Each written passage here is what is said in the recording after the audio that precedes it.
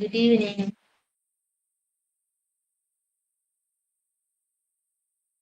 Good evening, ma'am.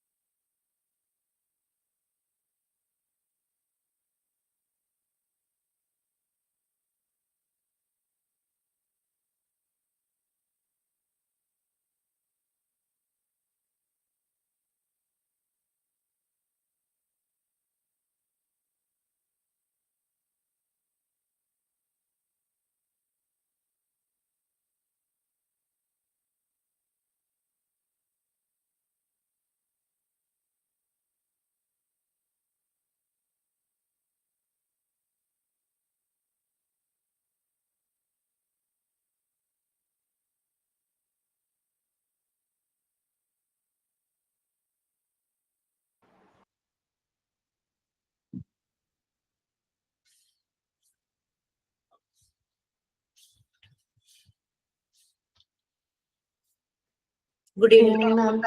Good evening. Good evening, ma'am. Good evening. Good evening, Good evening, ma'am. Good evening, ma'am.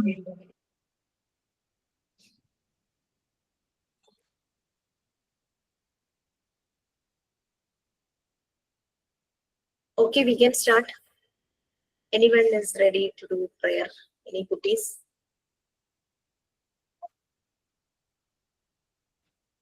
Please.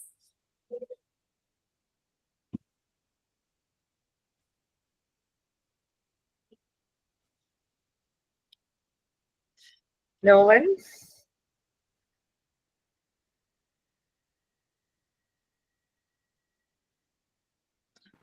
Okay, we can do is yes. Yes, please. Light a candle for peace, light a candle for love, light a candle that shines all the way around the world. Light a candle for me, light a candle for you, that I wish for the peace will one day come true. Sing peace around the world. Sing peace around the world. Light a candle for peace. Light a candle for love. Light a candle that shines all the way around the world. Light a candle for me. Light a candle for you. That I wish for the peace will one day come true. Thank you. Thank you, ma'am. Very nice. Okay. മോൻ എത്രയിലാ പഠിക്കുന്നേ please? Second standard. എന്താ പേരെന്താ?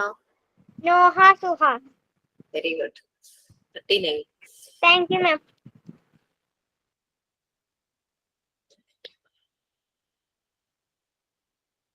Okay, we can start. കുറെ നാളായല്ലേ ടീച്ചറുടെ class എവിടെയായി എന്തായി എന്നൊന്നും ഒരു ഓർമ്മയില്ലാത്ത പോലത്തെ ഒരു അവസ്ഥ. ഓക്കെ, ഇനി അവസ്ഥ അത് തന്നെ മാം. എന്തോ എന്റെ അവസ്ഥ അത് തന്നെ. ഇപ്പൊ എവിടായി എന്തോ ആയെന്ന് ഒരു പിടിയും ഇല്ല. എനിക്കില്ല എന്ന് പറയുന്നതല്ല ഏറ്റവും മോശം.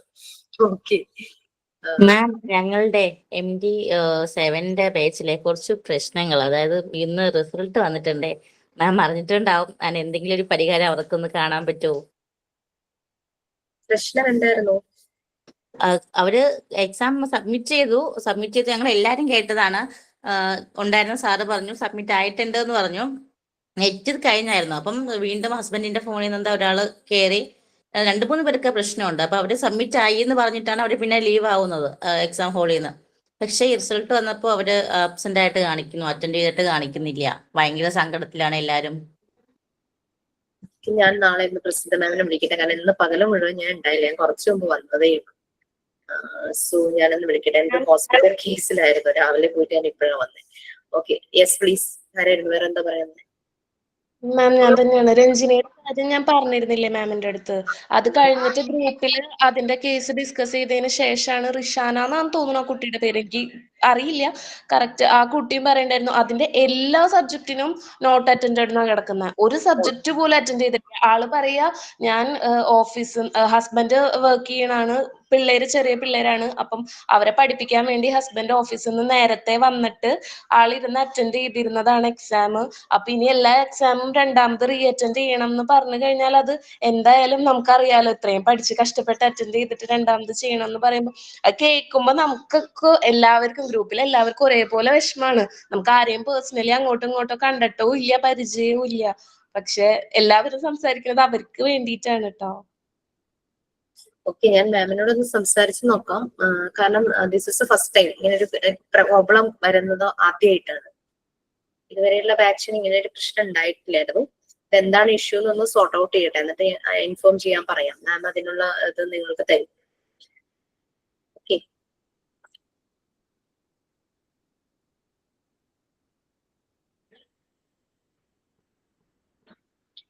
So where V?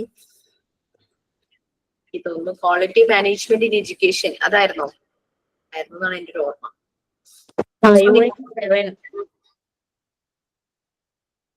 5 കംപ്ലീറ്റഡ് അല്ലെ? അതിന്റെ ക്വസ്റ്റ്യൻസ് തരാനുണ്ട്. Educational supervision, quality management in education ആയിരുന്നു നമ്മൾ ഡിസ്കസ് ചെയ്തുകൊണ്ടിരുന്നത്. ആരെങ്കിലും എന്തെങ്കിലും സെമിനാറിന് പ്രിപ്പയർഡ് ആണോ? ടോപ്പിക് എന്തെങ്കിലും സെലക്ടഡ് ആയിട്ട് പ്രിപ്പയർഡ് ആയിട്ടുണ്ടോ? ചെയ്യാൻ താല്പര്യപ്പെട്ടുണ്ടോ ആരെങ്കിലും? എനിബഡി? ഇല്ല. അപർണ മിസ്സിന്റെ പറഞ്ഞിട്ടുണ്ടായിരുന്നു. അത് മിസ്സിന്റെ ക്ലാസ്സിലല്ലേ പറ്റത്തുള്ളൂ. യെസ്, മിസ്സിന്റെ ക്ലാസ്സിൽ ചെയ്താൽ മതി. അപ്പൊ നിങ്ങൾക്ക് പാർട്ട് മോഡ്യൂൾ 4 ഇനി ഏത് ലെസണാ തീരാനുള്ള? 4th ആണോ?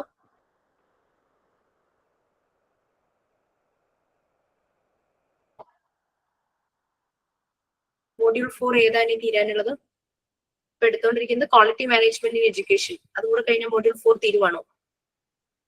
അതോ 4 എടുക്കാനുണ്ടോ? 4 ഉണ്ടല്ലോ മാം. Transacting the curriculum and evaluating the developing teacher. Okay. And module 5 teachers ഏതെങ്കിലും എടുത്തിരുന്നോ? എടുക്കുന്നുണ്ട്.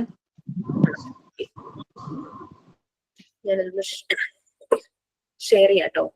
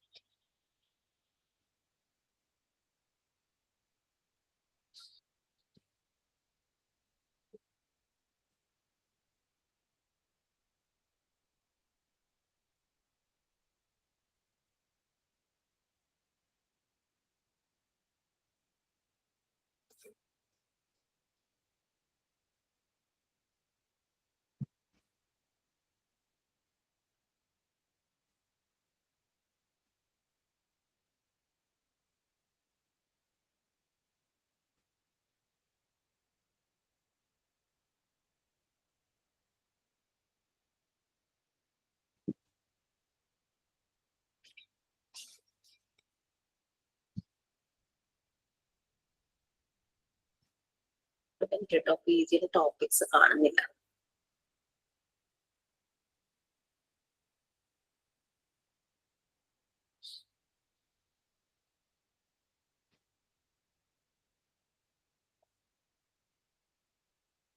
Good.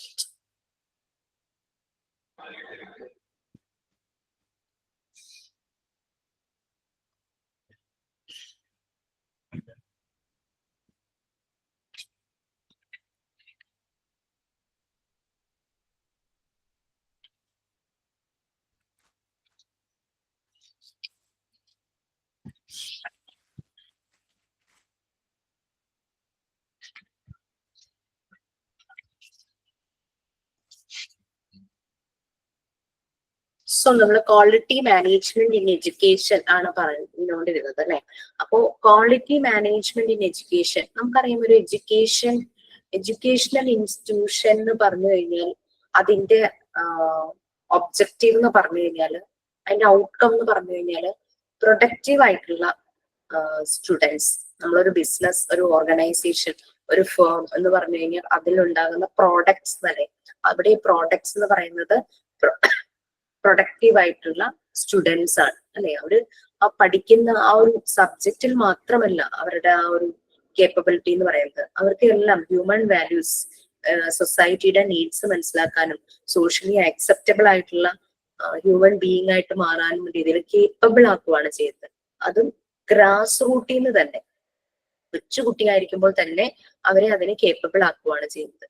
മോണ്ടിസോറി മെത്തേഡിലും അത് തന്നെയാണ് അല്ലെ. മോണ്ടിസോറി മെത്തേഡ് ശരിക്കും അതിനെ ഫോക്കസ് ചെയ്തിട്ട് തന്നെയാണ് പ്രൊഡക്റ്റീവ് ആയിട്ടുള്ള ഹ്യൂമൻ ബീയിങ്സ് ആക്കി മാറ്റുക. അവർക്ക് പീസ്, ഹാർമോണിയസ് ആയിട്ടുള്ള ഒരു വേൾഡ് ക്രിയേറ്റ് ചെയ്യുക, ഒരു യൂണിവേഴ്സ് മുഴുവനും ഹാപ്പിനെസ്, പീസ് കൊണ്ട് നിറയ്ക്കുക എന്നുള്ളതാണ് ശരിക്കും മറിയ മോണ്ടിസോറിയുടെ ഒരു ഒബ്ജക്റ്റീവ്. അതായിരുന്നു എഡ്യൂക്കേഷൻ സിസ്റ്റത്തിന്റെ, ആ ഒരു സിസ്റ്റത്തിന്റെ ഒബ്ജക്റ്റീവ് എന്ന് പറയുന്നത് അതായിരിക്കണം എന്നാണ് പറഞ്ഞത്. നമ്മൾ ലാസ്റ്റ് പറഞ്ഞ പേജസ് തന്നെയാണ് ഇരിക്കുന്നത്. അതില് എഡ്യൂക്കേഷന്റെ ഒബ്ജക്റ്റീവിനെ ബ്രോഡ്ലി ക്ലാസിഫൈ ചെയ്തിട്ടുണ്ട്. Social excellence, national excellence, academic excellence, ആ രീതിയിൽ 3 ക്ലാസിഫൈ ചെയ്തിട്ടുണ്ട്. സോഷ്യൽ എക്സലൻസ്, നമുക്ക് കുറെ സോഷ്യൽ സ്റ്റാൻഡേർഡ്സ് ഉണ്ട് അല്ലെ. ഒരു കൺട്രിയുടെ ഫൗണ്ടേഷൻ, ഒരു കൺട്രിയുടെ കൾച്ചർ അല്ലെ. നമുക്കറിയാം നമ്മളുടെ ഒരു വ്യക്തിയുടെ കൾച്ചർ ആണ് അയാളുടെ ആ ഒരു, അയാളുടെ ബിഹേവിയർ, ക്യാരക്ടർ, അയാളുടെ ഡീഡ്സ്, അങ്ങനെ അയാൾ ചെയ്യുന്ന പല പ്രവൃത്തികൾ, ആക്ഷൻസ് എല്ലാം അയാളുടെ ഒരു കൾച്ചർ അതിനെ റെപ്രസെന്റ് ചെയ്യും. ആ ഒരു റിഫ്ലക്ഷൻ നമുക്ക് കാണാനായിട്ട് പറ്റും. ഇപ്പൊ സോഷ്യൽ നോംസ് എന്ന് പറഞ്ഞാൽ, സോഷ്യൽ സ്റ്റാൻഡേർഡ്സ്, അതൊരു കൺട്രിയുടെ കൾച്ചറിന്റെ ഫൗണ്ടേഷൻ തന്നെയാണ്. പല രീതിയിലുള്ള സോഷ്യൽ വാല്യൂസ്, നമുക്കറിയാം സോഷ്യൽ വാല്യൂസ് ഉണ്ട്. ഇപ്പൊ ഇന്ത്യ എന്നുള്ളൊരു കൺട്രി എടുക്കുകയാണെങ്കിൽ തന്നെ പല റിലീജിയൻ ഉള്ള ഒരു കൺട്രിയാണ്. പല റിലീജിയസ് കസ്റ്റംസ്, ട്രഡീഷൻസ് ഫോളോ ചെയ്യുന്ന ആളുകള് മേർജ് ചെയ്ത് ജീവിക്കുന്ന ഒരു കൺട്രിയാണ് ഇന്ത്യ എന്ന് പറയുന്നത്. അങ്ങനെ വരുമ്പോഴേക്കും പല രീതിയിലുള്ള സോഷ്യൽ വാല്യൂസ്, ഈവൻ ദോ പല റിലീജിയസ് ഗ്രൂപ്പിൽ പെട്ടാലും എല്ലാവരുടെയും വാല്യൂസ് സെയിം തന്നെയാണ്. എല്ലാ റിലീജിയന്റെയും വാല്യൂസ് എന്ന് പറയുന്നത് സെയിം തന്നെയാണ്.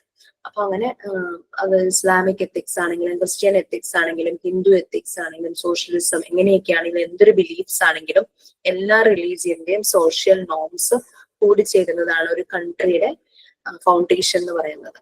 ഓക്കെ, ദാറ്റ് ഇസ് എഡ്യൂക്കേഷൻ എന്ന് പറയുന്നത് ആ ഒരു സോഷ്യൽ എക്സലൻസ്. നമുക്കറിയാം, നമ്മൾ ഈ സ്കൂളിൽ അല്ലെങ്കിൽ കോളേജിൽ പഠിക്കുമ്പോൾ എല്ലാ രീതിയിലുള്ള കൾച്ചർ, ഫെസ്റ്റിവൽസ് നമ്മൾ ആഘോഷിക്കുന്നു, എല്ലാത്തിനോട് റെസ്പെക്ട് ചെയ്യുന്നു. ആ രീതിയിലാണ് കുട്ടികൾ പഠിക്കുന്നതും അവരുടെ സബ്ജക്റ്റുകളിൽ അവരൊക്കെ പഠിച്ചു പോകുന്നതും ആ രീതിയിൽ തന്നെയാണ്. അങ്ങനെയുള്ള വാല്യൂസ് അവർക്ക് കിട്ടുന്ന രീതിയിലാണ്. ഒരു എഡ്യൂക്കേഷന്റെ മെയിൻ ഒബ്ജക്റ്റീവിൽ ഒന്നാണ് സോഷ്യൽ എക്സലൻസ് പറയുന്നത്. ദെൻ നാഷണൽ എക്സലൻസ്, നേഷന്റെ പ്രധാനപ്പെട്ട പല കാര്യങ്ങളും, ലൈക്ക് എങ്ങനെ ഇൻഡിപെൻഡന്റ് ആയി ആ ഒരു ഫ്രീഡം ഫൈറ്റേഴ്സ്, അവരുടെ സാക്രിഫൈസ്, അങ്ങനെ അവരുടെ ഡെഡിക്കേഷൻ, അവരതിനു വേണ്ടിയിട്ട് ശ്രമിച്ചത്, ഇതെല്ലാം കുട്ടികൾ അറിഞ്ഞാണ് വളരുന്നത്. ആ ഒരു നാഷണൽ എക്സലൻസ് എപ്പോഴും അതിങ്ങനെ അപ്രൈറ്റ് ചെയ്ത് പിടിക്കാൻ, അതായത് യൂണിറ്റി, പിന്നെ ഹോണസ്റ്റി, അങ്ങനെ പല കാര്യങ്ങളും വരുന്നുണ്ട്. ഈ ഒരു നാഷണൽ എക്സലൻസ് എന്ന് വരുമ്പോഴേക്കും കുട്ടികൾക്ക് ഇൻഡിപെൻഡൻസ് ഡേയുടെ, റിപ്പബ്ലിക് ഡേയുടെ ഇമ്പോർട്ടൻസ് അതെല്ലാം മനസ്സിലാകുന്ന രീതിയിലുള്ള പ്രോഗ്രാംസ് അത് സ്കൂളാണെങ്കിലും കോളേജുകളാണെങ്കിലും നടക്കാറുണ്ട്.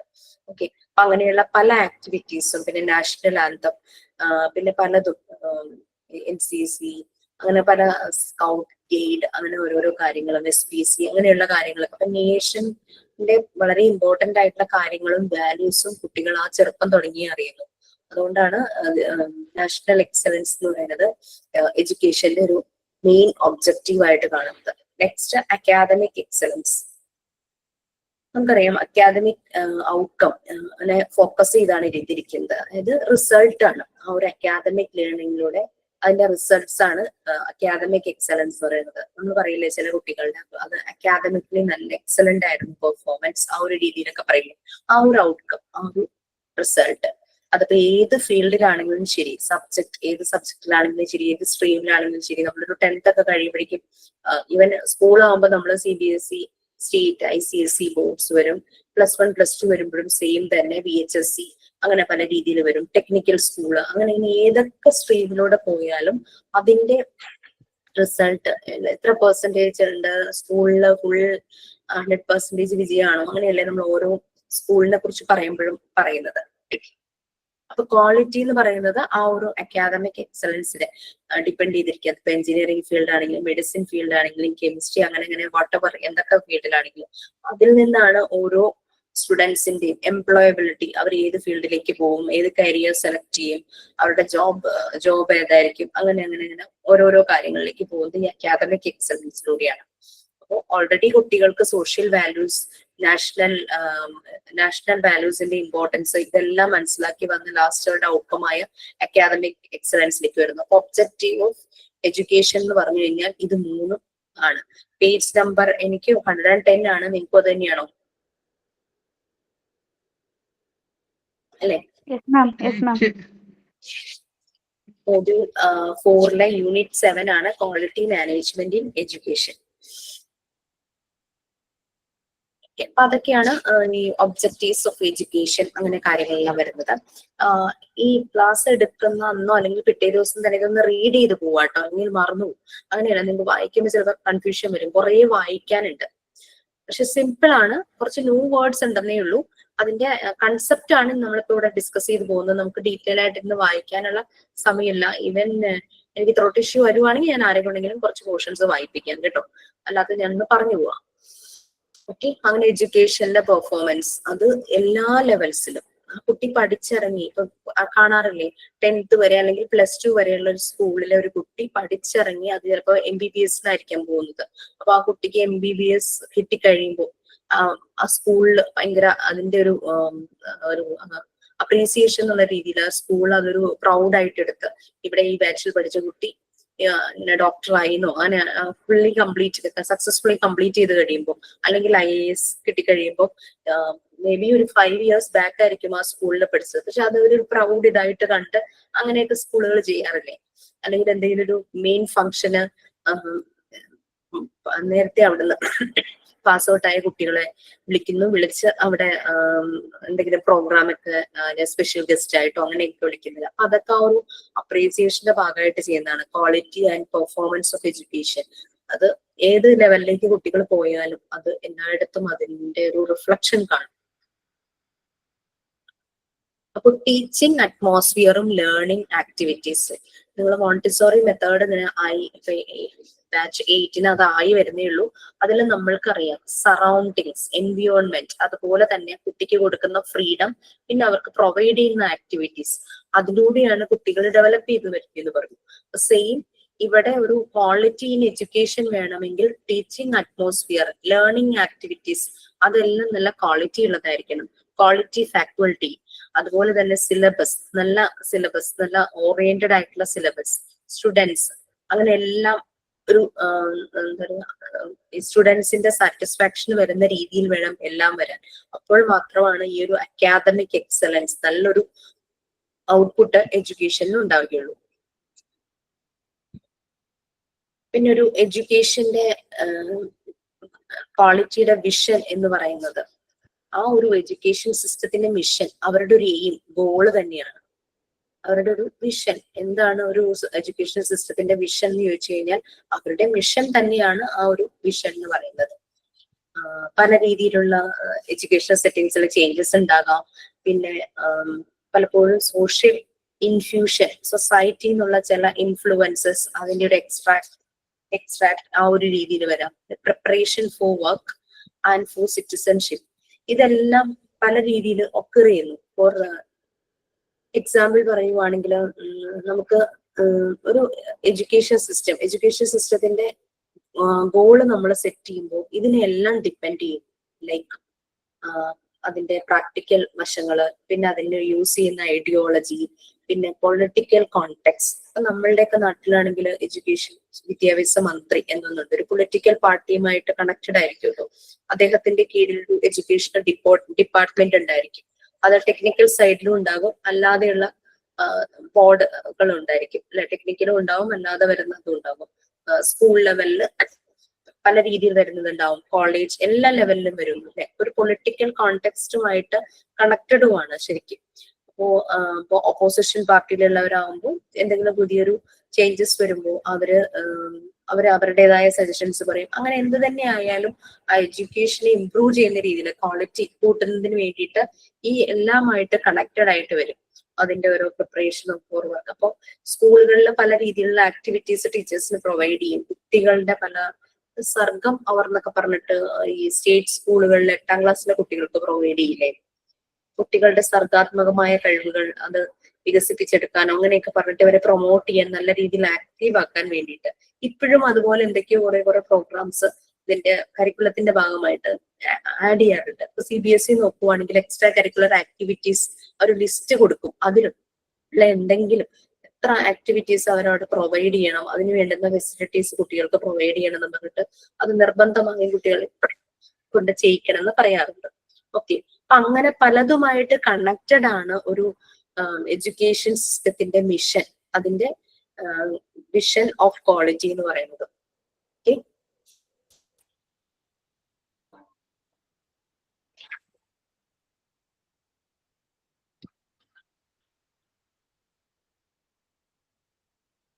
പിന്നെ ഗ്ലോബലൈസേഷൻ ഓഫ് സൊസൈറ്റി. നമുക്കറിയാം, നമ്മൾക്കിപ്പോ നമ്മളുടെ ഒരു ചുറ്റുപാടുമുള്ള എഡ്യൂക്കേഷണൽ സിസ്റ്റത്തിനെ പറ്റി കുറച്ച് ഐഡിയ ഉണ്ടായിരിക്കും.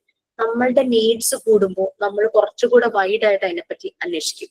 അപ്പോൾ ശരിക്കും പറഞ്ഞു കഴിഞ്ഞാൽ ഒരു ഗ്ലോബലൈസേഷൻ ഓഫ് സൊസൈറ്റി തന്നെയാണ്. ഇപ്പൊ സ്കൂളിലൊക്കെ പഠിക്കുമ്പോൾ നമ്മളുടെ ആ ഏരിയയിൽ അല്ലെങ്കിൽ ഇത്ര ദൂരം ഉള്ള സ്കൂളുകളൊക്കെ ആയിരിക്കും നമ്മൾ പ്രിഫർ ചെയ്യുന്നത്. അതിന് നല്ല സ്കൂൾ നോക്കിയിട്ട് ഒക്കെ നമ്മൾ പ്രിഫർ ചെയ്യും. കോളേജ് ആകുമ്പോൾ നമ്മൾ കുറച്ചുകൂടെ ഒന്ന് എക്സ്പ്ലോർ ചെയ്യും. പിന്നെ ഹയർ സ്റ്റഡീസ് എന്ന് പറയുമ്പോൾ നമ്മൾ ചിലപ്പോൾ നമ്മുടെ കൺട്രിയിൽ നിന്നും പുറത്തേക്ക് അല്ലെങ്കിൽ നമ്മുടെ സ്റ്റേറ്റിൽ നിന്നും പുറത്തേക്ക് ആ ഒരു രീതിയിൽ ചിന്തിക്കാറുണ്ട്. അപ്പോൾ ആ ഒരു സൊസൈറ്റിയുടെ ഒരു ഗ്ലോബലൈസേഷനും കൂടെ എഡ്യൂക്കേഷണൽ സിസ്റ്റത്തിന്റെ അതിന്റെ ക്വാളിറ്റിയെ വരും. നമ്മൾ നല്ല യൂണിവേഴ്സിറ്റി നോക്കും, അതിന്റെ റിവ്യൂ നോക്കും, അവര് സ്കോളർഷിപ്പ് പ്രൊവൈഡ് ചെയ്യുന്നുണ്ടോ എന്ന് നോക്കും. പിന്നെ നമ്മളുടെ ഫൈനാൻഷ്യൽ ഫണ്ടുമായിട്ട് എന്താ പറയാ മാച്ച് ചെയ്യുന്നതാണോ, അങ്ങനെയുള്ള കാര്യങ്ങളെല്ലാം നോക്കും അല്ലെ. യൂണിവേഴ്സൽ ആണ് ശരിക്കും പറഞ്ഞു കഴിഞ്ഞാൽ ഒരു എഡ്യൂക്കേഷൻ സിസ്റ്റം എന്ന് പറയുന്നത് യൂണിവേഴ്സൽ തന്നെയാണ്. നമ്മള് ചെറിയൊരു സർക്കിളിലല്ല ഒരു എഡ്യൂക്കേഷൻ സിസ്റ്റത്തിന്റെ കാര്യങ്ങൾ നമ്മൾ കൂടുതൽ ചെയ്തു പോകുന്നത്. പിന്നെ ഹ്യൂമൻ റൈറ്റ്സ്, ഇത് എഡ്യൂക്കേഷൻ എന്ന് പറയുന്നത് ഒരു ഹ്യൂമൻ റൈറ്റ് തന്നെയാണ് അല്ലെ. പിന്നെ അതുപോലെ തന്നെ അതിന്റെ യൂണിറ്റി, സോളിഡാരിറ്റി ആണ് കേട്ടോ. സോളിഡേറ്ററി എന്ന് പറഞ്ഞാൽ അതിനകത്ത് കൊടുത്തിരിക്കുന്നത് സോളിഡാരിറ്റി എന്ന് മാറ്റണം. SOLIDARITY.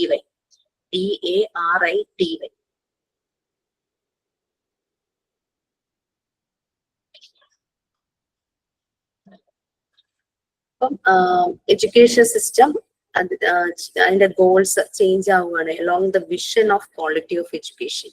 അപ്പൊ ആ ക്വാളിറ്റി ഓഫ് എഡ്യൂക്കേഷന്റെ വിഷൻ ചേഞ്ച് ആവുക, ഗ്ലോബലൈസ് ആവുകയാണ്. നമ്മളുടെ ഡിമാൻഡ്സ് എക്സ്പ്ലോർ ചെയ്ത് പോകുമ്പോൾ എനിക്ക് ഹയർ സ്റ്റഡീസിന് അവിടെ പോകണം, ഓസ്ട്രേലിയയിൽ പോകണം, അല്ലെങ്കിൽ UK പോകണം, കാനഡയിൽ പോകണം എന്ന് പറയുമ്പോഴേക്കും ആ ഒരു എഡ്യൂക്കേഷണൽ സിസ്റ്റത്തിന്റെ വിഷൻ അത് കുറച്ച് ക്വാളിറ്റി ഓഫ് എഡ്യൂക്കേഷന്റെ വിഷൻ കുറച്ചുകൂടി ചേഞ്ച് ചെയ്യുകയാണ്, ഗ്ലോബലൈസ്ഡ് ആയി മാറുകയാണ്.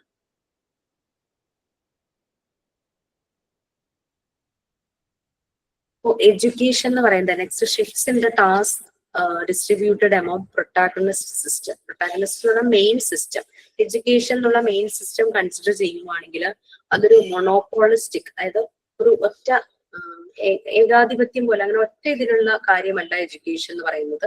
അതിന്റെ റോൾ ചേഞ്ച് ചെയ്യുവാണ്. അതിങ്ങനെ മെനി സൈഡഡ്, മൾട്ടി ഫാരിയസ് ആയിട്ട് മാറുവാണ്, മെനി സൈഡഡ് ആയിട്ട് മാറുവാണ് എഡ്യൂക്കേഷൻ സിസ്റ്റം എന്ന് പറയുന്നത്.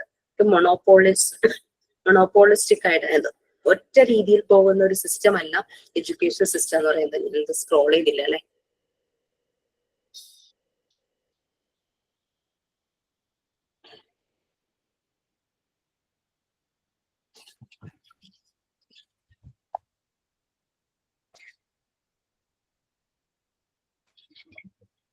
ഒറ്റ ഒരു ഇതിലോ മാത്രം ഒതുങ്ങുന്നതല്ല എഡ്യൂക്കേഷൻ സിസ്റ്റം എന്ന് പറയുന്നത്. അത് മെനി സൈറ്റ്സ് ആയിട്ട് മാറുന്നു.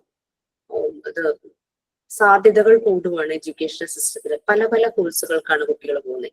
പണ്ടൊന്നുമില്ലെങ്കിൽ ഏതെങ്കിലും ആർട്സ് ഡിഗ്രി എടുക്കുന്നു, അല്ലെങ്കിൽ സയൻസ് ഡിഗ്രി എടുക്കുന്നു, അല്ലെങ്കിൽ എഞ്ചിനീയറിംഗ്, മെഡിസിൻ, അങ്ങനെ ചുരുങ്ങിയത് പല പല പല സൈറ്റ്സിലേക്ക് മാറുന്നുണ്ട് എഡ്യൂക്കേഷൻ സിസ്റ്റം എന്ന് പറയുന്നത്.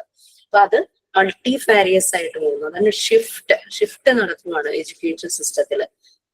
ആ ഒരു മെയിൻ സിസ്റ്റം, പ്രൊട്ടാഗണിസ്റ്റ് സിസ്റ്റത്തില് ഷിഫ്റ്റ് നടക്കുകയാണ്. അത് വളരെ വർഷങ്ങൾ കൊണ്ട് ആ ഒരു ഷിഫ്റ്റ് കൂടുതൽ കൂടുതൽ സൈറ്റ്സിലേക്ക് മാറിക്കൊണ്ടിരിക്കും.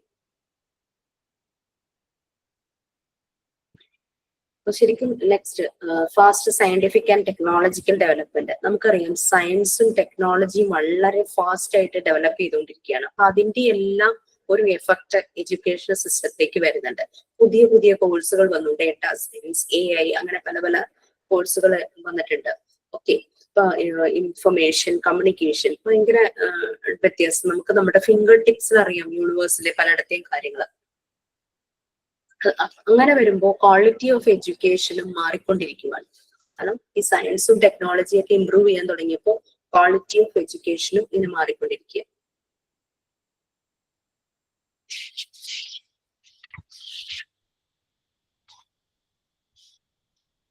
ഫ്യൂച്ചറിൽ ഗ്ലോബലൈസേഷൻ ഓഫ് സൊസൈറ്റി പറഞ്ഞിട്ടുണ്ടായിരുന്നില്ലേ, അതായത് എഡ്യൂക്കേഷൻ ക്വാളിറ്റി പറഞ്ഞിട്ടുണ്ടായിരുന്നില്ലേ.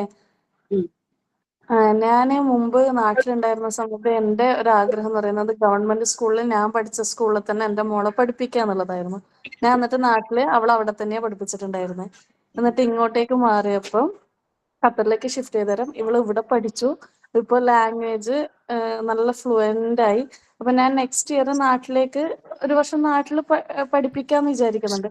പക്ഷെ ഞാൻ ഇപ്പം ചിന്തിക്കുന്നത് നാട്ടിൽ പഠിപ്പിക്കുന്നുണ്ടെങ്കിൽ ഏറ്റവും ബെസ്റ്റ് സ്കൂളിൽ മാത്രമേ പഠിപ്പിക്കുള്ളൂ എന്നുള്ളത്. അത് അവിടെ ക്വാളിറ്റി ഓഫ് എഡ്യൂക്കേഷനിലെ വ്യത്യാസം എനിക്ക് മനസ്സിലായത് കൊണ്ടാണ്. അപ്പൊ ഈ ഗ്ലോബലൈസേഷൻ ഓഫ് സൊസൈറ്റി പറഞ്ഞപ്പോ എനിക്ക് അതാണ് ഓർമ്മ വന്നത്. എന്റെ മൈൻഡിൽ ഉണ്ടാവുന്ന തന്നെ പെട്ടെന്ന് വന്നൊരു ചേഞ്ചസ്. അത് എന്റെ ഫ്രണ്ട്സ് ഒക്കെ ഉണ്ടായിരുന്നു. അവരിങ്ങനെ കുട്ടികളെ അവിടെ പഠിപ്പിച്ചിട്ട് പെട്ടെന്ന് അവർക്ക് നാട്ടിലേക്ക് ഷിഫ്റ്റ് ചെയ്യേണ്ടി വരുമ്പം അവര് എറണാകുളത്ത് തൃപ്പൂണിത്തുറ എടുത്താട്ടോ എന്റെ വീട്, തിരുവാങ്കുളം. അപ്പൊ വരുമ്പോഴേക്ക് ഇവര് ചെയ്യുന്ന കുട്ടികളെ ചേർക്കുന്ന ഒന്നുമില്ലെങ്കിൽ ചോയ്സ് സ്കൂളിൽ, അല്ലെങ്കിൽ ഗ്ലോബൽ പബ്ലിക് സ്കൂൾ. വേറെ എവിടെയും കൊണ്ടുപോയി ചേർക്കില്ല. കാരണം പറ്റില്ല കുട്ടികൾക്ക്. അവർക്ക് ഭയങ്കര വ്യത്യാസമാണല്ലോ അവർ പഠിച്ചതും നാട്ടിലെ സ്കൂളിൽ പഠിക്കുന്നതും. അത് നമ്മൾ നാട്ടിലെ സ്കൂളിനെ ഇതാക്കി പറയുന്നതല്ല. കാരണം ആ ഒരു സ്റ്റാൻഡേർഡിൽ വരണമെങ്കിൽ ഈ സ്കൂളുകളിൽ ചേർക്ക വേണം. അത് ഗ്ലോബൽ പബ്ലിക് സ്കൂളാണ് എല്ലാവരും ഓപ്റ്റ് ചെയ്യുന്നത് നാട്ടിൽ വന്നു കഴിയുമ്പോഴേക്കും. ഞാൻ കണ്ണൂരാണ്. ഞാൻ കണ്ണൂര് വെച്ചിട്ട് കുറച്ചുകൂടി നല്ല സ്കൂളിൽ പഠിപ്പിക്കുക. ഇപ്പൊ ഞാൻ സെർച്ച് ചെയ്യാണ് ഏതായിരിക്കും കുറച്ചുകൂടി നല്ലത്. വാല്യൂ എഡ്യൂക്കേഷൻ രണ്ടും കൂടി മിക്സ് ചെയ്യുന്ന കുറച്ചുകൂടി ബെറ്റർ ആയിട്ടുള്ളത് ഞാൻ ചൂസ് ചെയ്യാൻ വിചാരിച്ചു നിൽക്കാം. മുമ്പ് ഞാൻ എല്ലാരോടും വാദിക്കുമായിരുന്നു. ഞാൻ എന്റെ ഹസ്ബൻഡിന്റെ വീട്ടുകാർക്കൊക്കെ ഇംഗ്ലീഷ് മീഡിയം സ്കൂളിൽ പഠിപ്പിക്കാനായിരുന്നു താല്പര്യം. പക്ഷെ ഞാൻ പറയും എനിക്കൊന്നും കുഴപ്പമില്ലല്ലോ, അപ്പൊ ഞാൻ പഠിച്ച സ്കൂളിൽ മാത്രം പഠിച്ചാൽ മതി എന്നുള്ള ഒരു ഇതിലായിരുന്നു ഞാൻ ചേർത്തിട്ടുണ്ടായിരുന്നു. പക്ഷെ ഇപ്പൊ എനിക്ക് കറക്റ്റ് മനസ്സിലായി എന്താണ് ഈ ക്വാളിറ്റി ഓഫ് എഡ്യൂക്കേഷൻ എന്നുള്ളത്. ഇതുപോലെ തന്നെ 10th വരെയും ഗൾഫില് പഠിച്ചൊരു നമ്മുടെ ഒരു ഫാമിലി ഫ്രണ്ടിന്റെ മോള്, ആ കുട്ടി നാട്ടിൽ വന്നിട്ട് ചിന്മയ സ്കൂളിൽ പഠിച്ചു +1 +2. അത് കഴിഞ്ഞപ്പോ ഡോക്ടറേറ്റ്സിൽ എഞ്ചിനീയറിംഗ് പഠിച്ചു. അത് കഴിഞ്ഞ് അതിന് പറ്റുന്നില്ല, കംപ്ലീറ്റ് ചെയ്തു കോഴ്സ്. അത് എന്നിട്ട് ഓസ്ട്രേലിയക്ക് പോയി. അങ്ങനെ പറയാം. അപ്പൊ ഓസ്ട്രേലിയയിൽ പോയപ്പോ അത് പറയാം, ഇവിടെ വന്നപ്പോഴാണ് എനിക്ക് മനസ്സിലായി ഞാൻ എഞ്ചിനീയറിംഗ് ഒന്നും പഠിച്ചില്ലായിരുന്നു എന്ന് പറഞ്ഞിട്ട് അത് പറയണ്ടായിരുന്നു. അപ്പൊ ഡിഫറൻസ്. കുട്ടികളിപ്പോ നാട്ടിൽ തന്നെ പഠിച്ചു പോവുകയാണെങ്കിൽ അവർക്കൊരു സെൽഫ് കൺസ്ട്രക്ഷനും കൂടെ വരും കേട്ടോ. അവർ സെൽഫ് മെയ്ഡ് ആവും. ഹയർ സ്റ്റഡീസിന് പോകുമ്പോൾ അവർ ഓക്കെയാണ്, നോ പ്രോബ്ലം. പക്ഷെ പുറത്ത് പഠിച്ച കുട്ടികൾ നാട്ടിൽ വരുമ്പോഴേക്കും it's very tough for them. പക്ഷെ നാട്ടിൽ പഠിച്ച കുട്ടികൾക്ക് പുറത്തു പോയാൽ they will manage. അതാണ് ഒരു ഡിഫറൻസ്. ആ ഒരു എൻഡുറൻസ്, ആ ഒരു കേപ്പബിലിറ്റിയിലെ വ്യത്യാസം.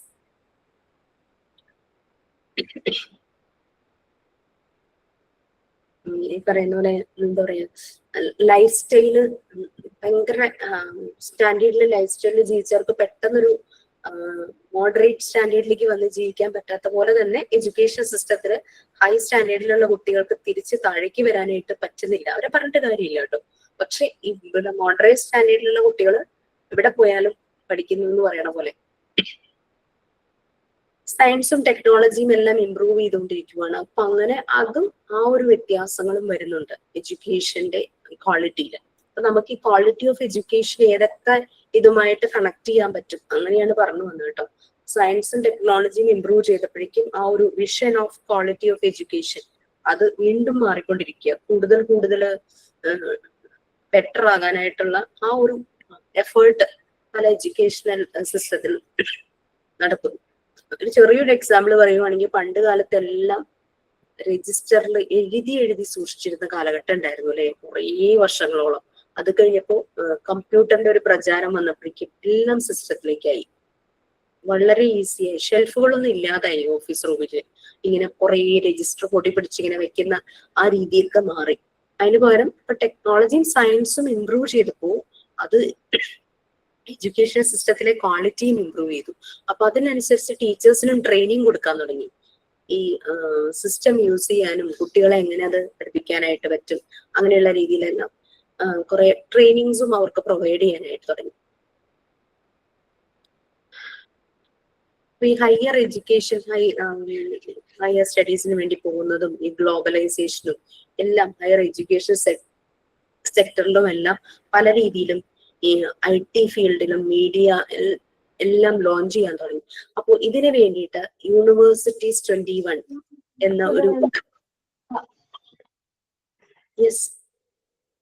യൂണിവേഴ്സിറ്റീസ് 21 എന്ന് പറയുന്ന ഒരു അസോസിയേഷൻ ആണ്. അതായത് Europe, Asia, Australia, north America, south America, Africa, ഇങ്ങനെ 6 പ്രദേശങ്ങൾ, 6 ഒരു റീജിയൻസും കൂടെ ചേർന്നിട്ടാണ് യൂണിവേഴ്സിറ്റീസ് 21 എന്നുള്ള ഒരു അസോസിയേഷൻ സ്റ്റാർട്ട് ചെയ്തത്. ഇവരുടെ ഉദ്ദേശം പ്രോപ്പർ ആയിട്ട് നല്ല ഹയർ രീതിയിലുള്ള എഡ്യൂക്കേഷൻ പ്രൊവൈഡ് ചെയ്യുക എന്നുള്ളത് മാത്രമായിരുന്നു. പ്രൊവൈഡ് ചെയ്യുക എന്നുള്ളതാണ് യൂണിവേഴ്സിറ്റീസ് 21 എന്നുള്ളത് കൊണ്ട് ഉദ്ദേശിക്കുന്നത്. 6 സ്ഥലങ്ങളാണ് യൂറോപ്പ്. ഈ U21 അതായത് യൂണിവേഴ്സിറ്റി 21 സ്റ്റാർട്ട് ചെയ്തത് ഓസ്ട്രേലിയയിലെ മെൽബോൺ എന്നൊരു സ്ഥലത്താണ്. മെൽബോൺ നമുക്കറിയാലോ. ഓക്കെ, അവിടെയാണ് ഇത് തുടങ്ങിയത്. 6 റീജിയൻസ് ഉണ്ട്: Europe, Asia, Australia, north America, south America, then Africa. കുറച്ച് ഡീറ്റെയിൽസ് എടുത്ത് വെച്ചിട്ടുണ്ട്.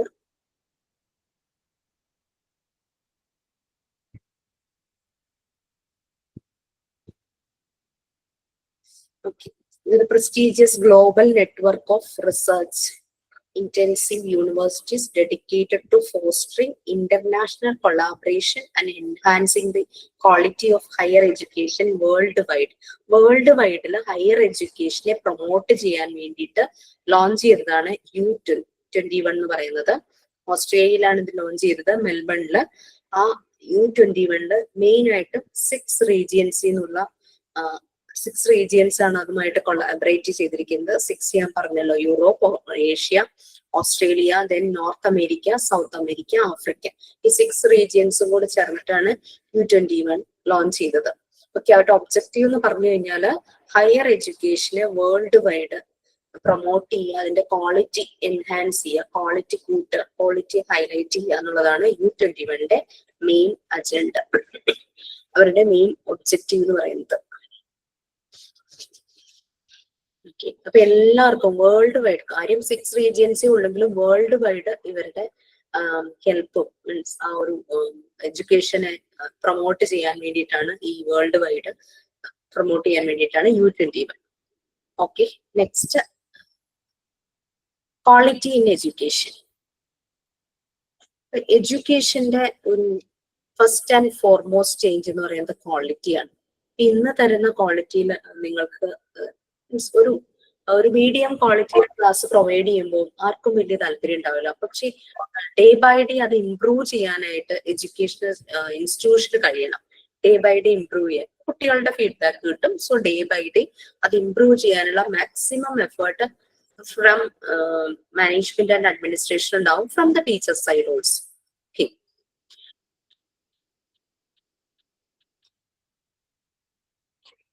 ഓക്കെ, പലപ്പോഴും ഇത് സെക്കൻഡ് റേറ്റ് ആയി പോവാറുണ്ട്, മെഡിയോക്രിറ്റി.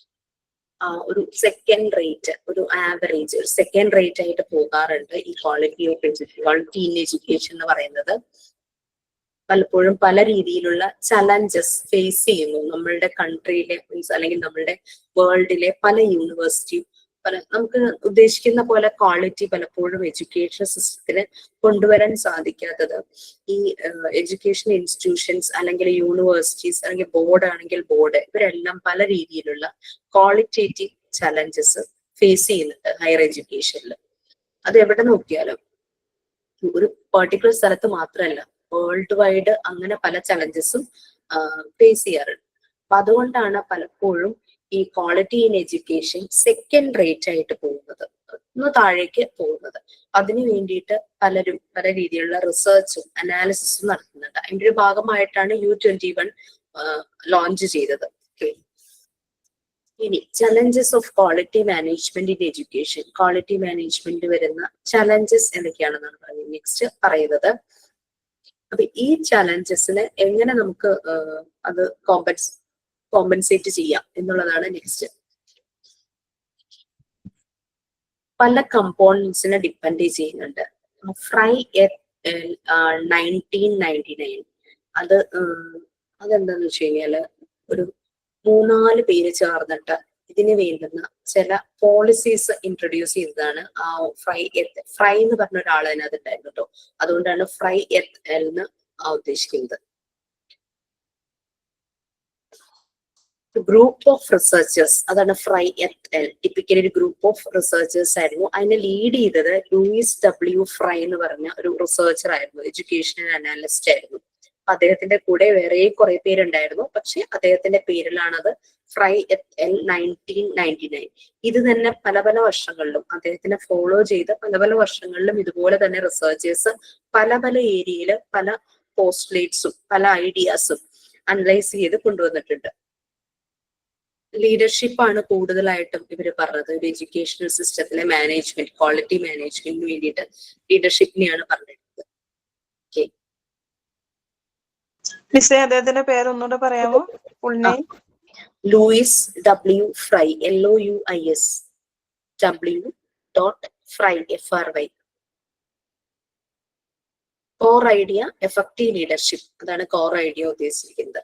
നമുക്കും അറിയാം, കുറെ നമ്മൾ പറഞ്ഞു എഡ്യൂക്കേഷൻ മാനേജ്മെന്റിൽ ലീഡർഷിപ്പ് വേണം അല്ലെ. ഒരു ലീഡർഷിപ്പ് ഉണ്ടെങ്കിൽ മാത്രമാണ് അവിടുത്തെ എല്ലാ കാര്യങ്ങളും. നമ്മൾ സൂപ്പർവിഷനിൽ കുറെ അതിനെ കുറിച്ച് പറഞ്ഞിട്ടുണ്ടായിരുന്നു. ഇതിനകത്ത് ഇൻഡിവിജ്വൽസിനെ മോട്ടിവേറ്റ് ചെയ്യാനും അവരെ ഫോസ്റ്റർ ചെയ്യാനും അവരെ ഡെവലപ്പ് ചെയ്യാനും അവരുടെ പർപ്പസ് എന്താ. അപ്പൊ ടീച്ചേഴ്സ് ആണെങ്കിൽ അവരുടെ പർപ്പസ് എന്താ, കുട്ടികളെ നല്ലൊരു ലേണിംഗ് പ്രോസസ്സിലൂടെ കൊണ്ടുപോയി എഡ്യൂക്കേറ്റ് ചെയ്യുക എന്നുള്ളതാണ് അവരുടെ പർപ്പസ്. അപ്പൊ അവരെ മോട്ടിവേറ്റ് ചെയ്യുക, വെൽബീയിങ്, ആ ഒരു വർക്ക് പ്ലേസിൽ ഒരു വെൽബീയിങ്. ഇവിടെ നമുക്ക് എഡ്യൂക്കേഷൻ സിസ്റ്റത്തിലെ ആ ഒരു വർക്ക് പ്ലേസിൽ വരുന്ന ആളുകൾ എന്ന് പറയുന്നത് ടീച്ചേഴ്സ് ആണ്. അവർക്ക് നല്ല രീതിയിലൊരു മോട്ടിവേഷനും ട്രെയിനിങ്ങും പ്രൊവൈഡ് ചെയ്ത് കഴിഞ്ഞു കഴിഞ്ഞാൽ നല്ല രീതിയിൽ ആ ഒരു ലേണിംഗ് പ്രോസസ് കൊണ്ടുപോകാനായിട്ട് പറ്റും. അതിന്റെ റിസൾട്ട് കിട്ടുന്നത് സ്റ്റുഡൻസ്. അപ്പൊ ആ ഒരു എഡ്യൂക്കേഷൻ സിസ്റ്റത്തിന്റെ ഔട്ട്കം അങ്ങനെ നല്ല രീതിയിൽ മുന്നോട്ട് പോകും. ഇതിന്റെ ഒരു കമ്പണൻസ് ഓഫ് ക്വാളിറ്റി ഇൻഡിക്കേറ്റേഴ്സ് എന്ന് പറഞ്ഞിട്ട് താഴെ കുറച്ച് കാര്യങ്ങൾ, ഇൻപുട്ട് പ്രോസസ്, അങ്ങനെ കുറച്ച് കാര്യങ്ങൾ പറഞ്ഞിട്ടുണ്ട്. ഫ്രൈ അതായിരുന്നു അവര് കുറെ റിസർച്ച് ചെയ്ത കുറെ കാര്യങ്ങൾ. അപ്പൊ മെയിൻ ആയിട്ടും 1999 ചെയ്തത് ലീഡർഷിപ്പ് ആയിരുന്നു. ലീഡർഷിപ്പ് അപ്പൊ ഏതാണോ വർക്ക് പ്ലേസിലുള്ള ആ ഒരു വർക്കേഴ്സ് ആരാണോ അവരെ മോട്ടിവേറ്റ് ചെയ്യുക, അവരെ ഫോസ്റ്റർ ചെയ്യുക, അതായിരുന്നു ഫ്രൈ 1999 എന്ന് പറയുന്നത്. ഓക്കെ, അതിന്റെ റിസൾട്ട് ആ ഒരു സിസ്റ്റത്തിലേക്ക് വരും. അപ്പോൾ അതിന്റെ ഒരു ഔട്ട്കം എന്ന് പറയുന്നത് നല്ലൊരു ഔട്ട്കം തന്നെ കിട്ടും. അതാണ് ഇവിടെ നമുക്ക് outcome better education is sure.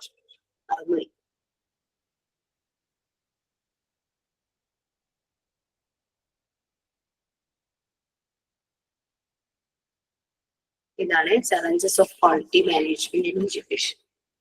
അതിനകത്ത് ഫ്രൈ 1999 അതാണ് വരുന്നത്. Next components four quality indicators. അപ്പൊ ഇൻപുട്സ് എന്ന് പറഞ്ഞു കഴിഞ്ഞാൽ നമുക്ക് എന്താ, നമുക്ക് ഫോസ്റ്റർ ചെയ്യണം, എൻഹാൻസ് ചെയ്യണം, മോട്ടിവേറ്റ് ചെയ്യേണ്ടത് ആ ഒരു സ്റ്റാഫിനെയാണ് അല്ലെ. Qualification of staff.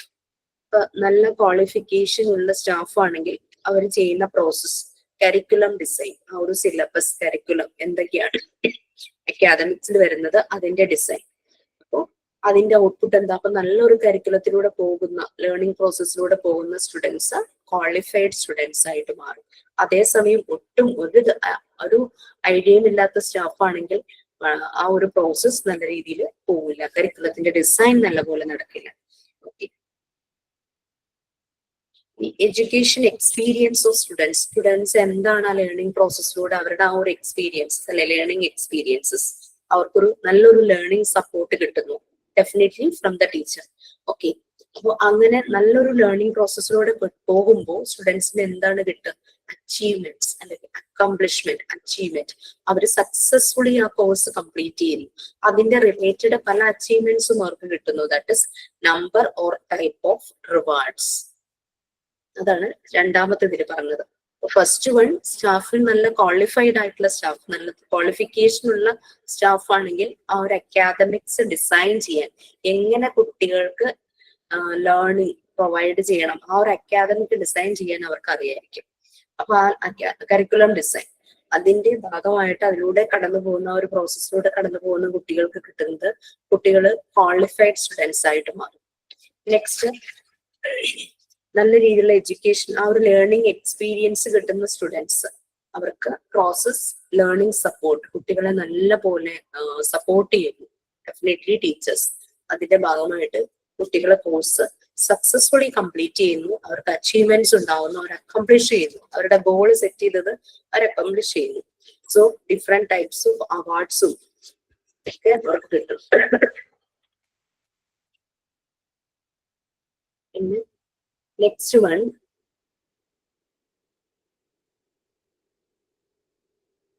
range of learning resources.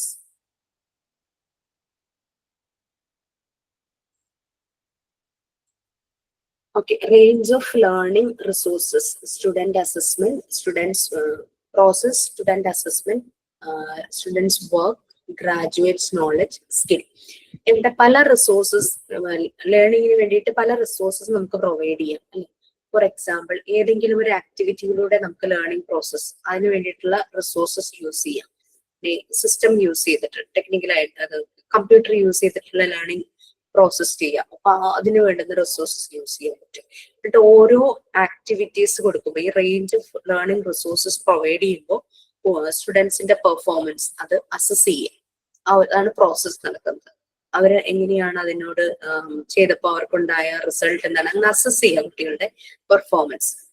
അപ്പൊ അതിന്റെ ഭാഗമായിട്ട് ഔട്ട്പുട്ട് എന്ന് പറയുന്നത് കുട്ടികളുടെ വർക്ക്, സ്റ്റുഡൻസ് വർക്ക്, പിന്നെ അവരുടെ നോളജ്, ദെൻ അവരുടെ സ്കിൽസ്.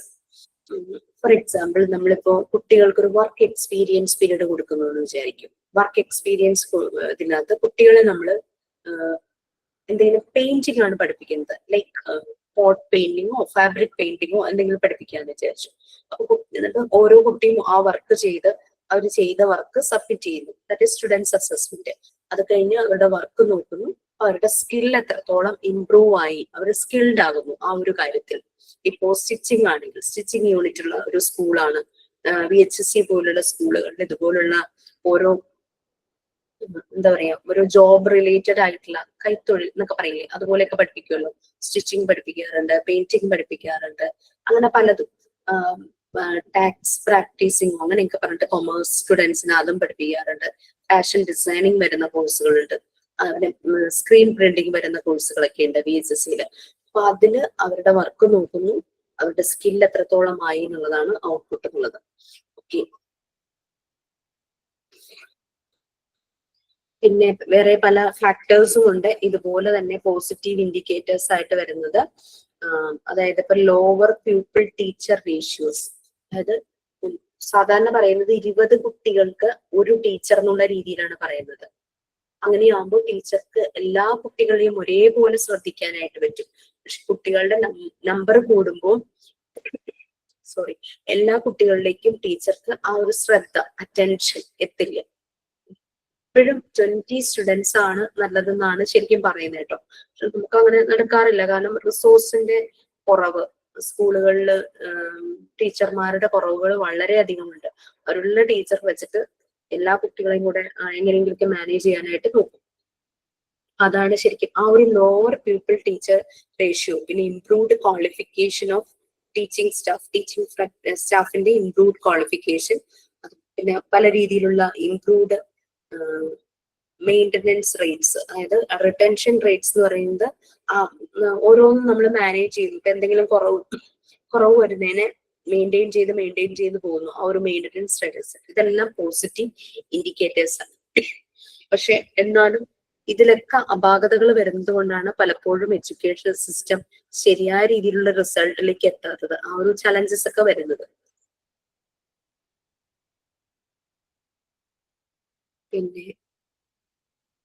പിന്നെ പലപ്പോഴും റിസോഴ്സസ് അതിന് ചെലവാക്കേണ്ടുന്ന കാശ്, ആ ഒരു കാര്യം, അതൊക്കെയാണ് എസ്റ്റിമേറ്റ് അത് വരുന്നത്. അതായത് ചിലപ്പോ നമ്മൾ ഔട്ട്സൈഡ് ഏതെങ്കിലും റിസോഴ്സസ് കണ്ടെത്തേണ്ടതായിട്ട് വരും, അതിന് ഫണ്ട് ഇല്ലാതാവുക.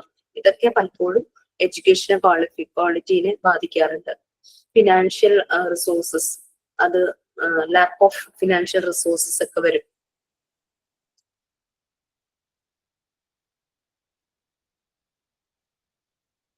പിന്നെ സംടൈംസ് പുവർ പെർഫോമൻസ് ഉണ്ടാകും. അപ്പൊ അതിനെ പെനലൈസ് ചെയ്യും. പെനാലിറ്റി ലൈക്ക് ഏതെങ്കിലും രീതിയിലുള്ള ഫൈൻ അടപ്പിക്കുന്ന പോലുള്ള കാര്യങ്ങളൊക്കെ വരാറുണ്ട്. ചെറിയൊരു എക്സാമ്പിൾ, ഇതുമായിട്ട് ഒട്ടും കണക്റ്റഡ് അല്ല, പക്ഷെ എന്നാലും ചിലയിടത്ത് ചെയ്യുന്നത് കാണാം. ഇംഗ്ലീഷ് നല്ല പോലെ കുട്ടികൾ ഇംഗ്ലീഷ് സംസാരിക്കാൻ വേണ്ടിയിട്ട് ചില സ്കൂളുകൾ ഫൈൻ ഏർപ്പെടുത്തും.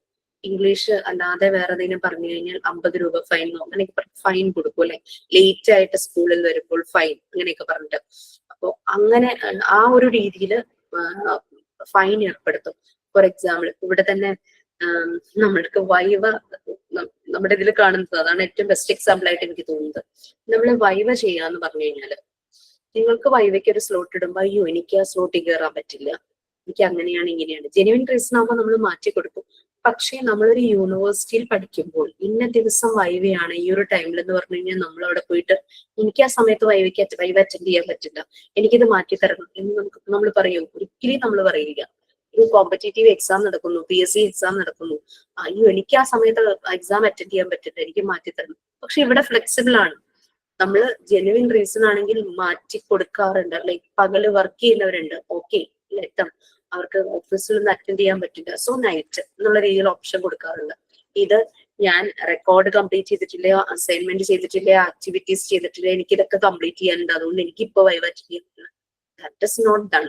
പ്ലീസ് അങ്ങനെ ചെയ്യാതിരിക്കും, ഒരിക്കലും ചെയ്യരുത്. കാരണം ഈ വൈവയുടെ സ്ലോട്ട് ഇടുന്നതിന്റെ ബുദ്ധിമുട്ടെന്ന് പറഞ്ഞ് ഭയങ്കര ടഫാണത്. ആ കുട്ടികൾ വളരെ ബുദ്ധിമുട്ടിയാണ് സ്ലോട്ട്, ഓരോ കുട്ടിയെയും വിളിച്ചു ചോദിച്ച് കൺഫേം ചെയ്തിട്ടൊക്കെ സ്ലോട്ട് ഇടുന്നുണ്ട്. അപ്പോ പിന്നെ അതുപോലെ ടീച്ചർ അവൈലബിലിറ്റി, അതും ഒരു ഫാക്ടർ ആണല്ലോ. ടീച്ചേഴ്സ് പകൽ മുഴുവൻ ക്ലാസ് എടുക്കുന്നവരായിരിക്കും. അതിന്റെ ഇൻ ബിറ്റ്വീൻ ഫ്രീ ടൈമിലാണ് ഇവര് വന്നിട്ട് വൈവയ്ക്ക് ഇരിക്കുന്നത്. ഇന്ന് ഞാൻ അറിഞ്ഞ കാര്യം, ഇന്ന് വൈവയുടെ സമയത്ത് പലരും അറ്റൻഡ് ചെയ്തില്ല എന്നുള്ളതാണ്. ടീച്ചർ വെയിറ്റ് ചെയ്യാണ്, കുട്ടി വരും എന്ന് പറഞ്ഞിട്ട് വെയിറ്റ് ചെയ്യുമ്പോൾ അറ്റൻഡ് ചെയ്യാത്തവരുണ്ട്. അതൊക്കെ കഷ്ടല്ലേ? നിങ്ങൾക്ക് പോകുന്നത് ഒരു 10 മിനിറ്റാ, പക്ഷെ ഒരു ടീച്ചർ വന്ന് 1 അവർ പല കുട്ടികളെ വേണ്ടിയിട്ട് വന്നിരിക്കുക. ഞാൻ ഇതുവരെ സ്റ്റാർട്ട് ചെയ്തിട്ടില്ല. ഞാൻ മോസ്റ്റ്ലി നൈറ്റിലാണ് ഞാൻ വൈവ എടുക്കാറ്. പിന്നെ ഞാൻ ഏറ്റവും കുറവ് വൈവ ചെയ്യാനായിട്ട് താല്പര്യപ്പെടുന്ന ഒരാളുമാണ്.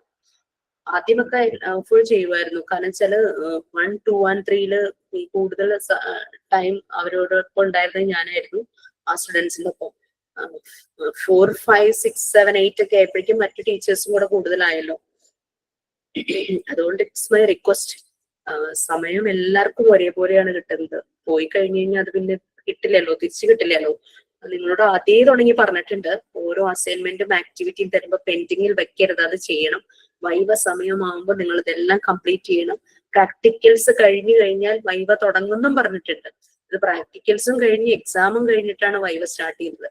എന്നിട്ടും എല്ലാവരും ഇങ്ങനെ ചെയ്യുമ്പോൾ അത് വളരെ ബുദ്ധിമുട്ടുണ്ടാക്കുന്നുണ്ട് കേട്ടോ, പറയാതെ വയ്യ.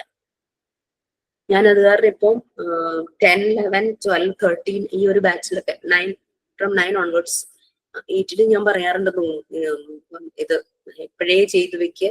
കാരണം ഏറ്റവും അവസാനം ചെയ്യാന്ന് പറയുന്ന പലർക്കും എന്തെങ്കിലും പേഴ്സണൽ എമർജൻസി വന്ന് ഒട്ടും കംപ്ലീറ്റ് ചെയ്യാൻ പറ്റാത്ത പല സിറ്റുവേഷനും 1ലും 3ലും ഒക്കെ ഇപ്പോഴും വൈവ അറ്റൻഡ് ചെയ്ത് കാരണം വൈവ അറ്റൻഡ് ചെയ്യാത്ത കുട്ടികളുണ്ട്.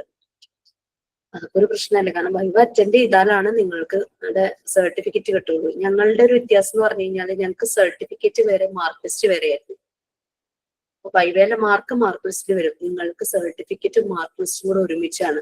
അപ്പോ ചില അടുത്ത് പോയി കഴിഞ്ഞ് കഴിഞ്ഞാൽ കാണിക്കുമ്പോ സർട്ടിഫിക്കറ്റ് പ്രൊവൈഡ് ചെയ്യുമ്പോ മാർക്ക് ലിസ്റ്റും കൂടി കിട്ടുന്നത്. ചില ഇൻസ്റ്റിറ്റ്യൂട്ടുകാർക്ക് സർട്ടിഫിക്കറ്റ് മതി, ചിലർക്ക് ഒന്നും ഇല്ലെങ്കിലും കുഴപ്പമില്ല, ചിലർക്ക് മാർക്ക് ലിസ്റ്റ് കാണുന്നില്ല. പക്ഷെ നിങ്ങൾക്ക് പ്രൊവൈഡ് ചെയ്യുന്നത് രണ്ടും കൂടെ ഒരുമിച്ചായതുകൊണ്ട് നിങ്ങൾ സർട്ടിഫിക്കറ്റ് പ്രൊവൈഡ് ചെയ്യുമ്പോൾ തന്നെ അതിൽ നിങ്ങളുടെ മാർക്ക് കാണും. ഒന്ന് ആലോചിച്ചു. ലൈവ് അറ്റൻഡ് ചെയ്യാത്തവർക്ക് ശരിക്കും മിനിമം മാർക്കാണ് 36 മാർക്കാ 100-ല്. ഹലോ ടീച്ചറെ, 3-4 കുട്ടികള് ഫെയിൽ ആയിട്ടുണ്ടേ. അപ്പൊ അവർക്ക് എന്താ ഈ ഓപ്ഷൻ? 1-2 വിഷയത്തിലൊക്കെ ഫെയിൽ ആയിട്ടുണ്ട്. എന്നിട്ട് ചോദിച്ചു, ഞാൻ അറിയില്ല എന്ന് പറഞ്ഞു. സഫിയ റീടെസ്റ്റ് ഉണ്ടാവും, ഡെഫിനറ്റ്ലി റീടെസ്റ്റ് ഉണ്ടാവും. ഉണ്ടാവൂലേ? അത് അടുത്ത ബാച്ചിന്റെ കൂടെ ഉണ്ടാകുക? അടുത്ത ബാച്ചിന്റെ കൂടെ അത് ഞാൻ ഒന്ന് സംസാരിക്കട്ടെ. കാരണം നെക്സ്റ്റ് ബാച്ച് എന്ന് പറയുമ്പോ 8 അല്ലേ, 8ന്റെ എക്സാം ആവുമ്പോൾ ടൈം എടുക്കുമല്ലോ. ചിലര് ഇൻഫോം ചെയ്തു സെപ്റ്റംബറിൽ എക്സാം നടത്തുമ്പോ അതിന്റെ ഒപ്പാണ് ഉണ്ടാവാന്ന്. 8ന് സെപ്റ്റംബറിൽ നടക്കുമെന്ന് എനിക്കറിയില്ല. മിക്കവാറും മോസ്റ്റ് പ്രോബബ്ലി നാളെ ഞാനൊന്ന് മാമിനെ വിളിക്കട്ടെ കേട്ടോ. ഞാനിപ്പോ വൈവയുടെ കാര്യം പറയാം. ഫുള്ള് ഫിനിഷ് ആവും ടീച്ചർ. MT6-ന്റെ 70 ഞങ്ങള് 5ന്റെ 6ഉം 7ഉം ഉള്ളത് കൊണ്ട് 10 ഡേയ്സ് ഇതിന്റെ കാര്യം എനിക്കറിയില്ല. പക്ഷെ 5ന്റെ ഞങ്ങളൊരു 12 ഡേയ്സ് കൊണ്ട് ഫിനിഷ് ചെയ്തു. അപ്പൊ ഒരു കാര്യം ചോദിക്കട്ടെ, നമ്മൾ ഈ PGന്റെ കുട്ടികളുണ്ടല്ലോ, അവർക്കും ഇതിന്റെ ഒപ്പം തന്നെ പേരിട്ട് വിടുന്നുണ്ടോ? അതോ അവർക്ക് ലാസ്റ്റിക്ക് മാറ്റി വെച്ചിട്ടുണ്ടോ? നടക്കില്ല. ഡിപ്ലോമക്കാരുടെ വൈവ കഴിഞ്ഞിട്ട് PGയുടെ വൈവ നടക്കും. കാരണം നിങ്ങൾക്ക് ക്ലാസ്സും എക്സാം ഉള്ളത് കാരണം. ഓക്കെ, അപ്പൊ നമുക്കിപ്പോ വൈവ ഉണ്ടാവില്ലേ? PGക്കാരനായിരുന്നു ഒഴിവാക്കിയിട്ടുണ്ടാവോ? PGക്കാർക്ക് വൈവേന്ന് ഇപ്പോ അവരെ ഒഴിവാക്കിയിട്ട് പിന്നീട് ആക്കിയിട്ടുണ്ടാവോ? ആദ്യം ഇടുന്നതെന്ന് പറഞ്ഞു, PGയുടെ ഉടനെ ഇടില്ല എന്നാണ് എനിക്ക് കിട്ടിയ. അപ്പൊ PGക്കും ഡിപ്ലോമയ്ക്കും 2 വൈവ ഉണ്ടോ? രണ്ടിനും കൂടെ ഒറ്റ വൈവല്ലേ? ഒരു സെഷൻ എക്സ്ട്രാ ഉണ്ടല്ലോ, സെമിനാർ. അതൊക്കെ, അതല്ലാണ്ട് ചോദിക്കുന്നത് അത് ഇതിന്റെ ഒപ്പം തന്നെയല്ലേ ചെയ്യാ? അതെ. Okay okay. ആ ഒരു സെമിനാർ PGയുടെ വൈവാന്ന് ഉദ്ദേശിക്കുന്ന സെമിനാർ ആണോ? PGക്ക് ഇപ്പൊ വൈവ ഇടാത്തതിന് കാരണം നിങ്ങളുടെ ക്ലാസ് കഴിയാത്ത കൊണ്ടാണ്. PGയുടെ വൈവയും ഡിപ്ലോമയുടെ വൈവയും ഒരേപോലെയാണ്. ആകെ ഒരു 2 മിനിറ്റ്സ് സെമിനാറിന് വേണ്ടിയിട്ട് മാറ്റിവെക്കും, അത്രയേ ഉള്ളൂ. സെയിം പോലെ തന്നെയാണ്, ബാക്കിയെല്ലാം സെയിം തന്നെ. 2 മിനിറ്റ്സ് നമ്മൾ ക്ലാസ്സിൽ ചെയ്ത കുട്ടികൾ അവിടെ ചെയ്യേണ്ട ആവശ്യമില്ലല്ലോ അല്ലെ? ആവശ്യമില്ല. ക്ലാസ്സിൽ ചെയ്ത കുട്ടികളുടെ മാർക്ക് എൻട്രി ചെയ്യും. ജസ്റ്റ് ചോദിക്കും നിങ്ങൾ ഏതാണ് ടോപ്പിക് സെലക്ട് ചെയ്തത് എന്നുള്ളത് ചോദിക്കും.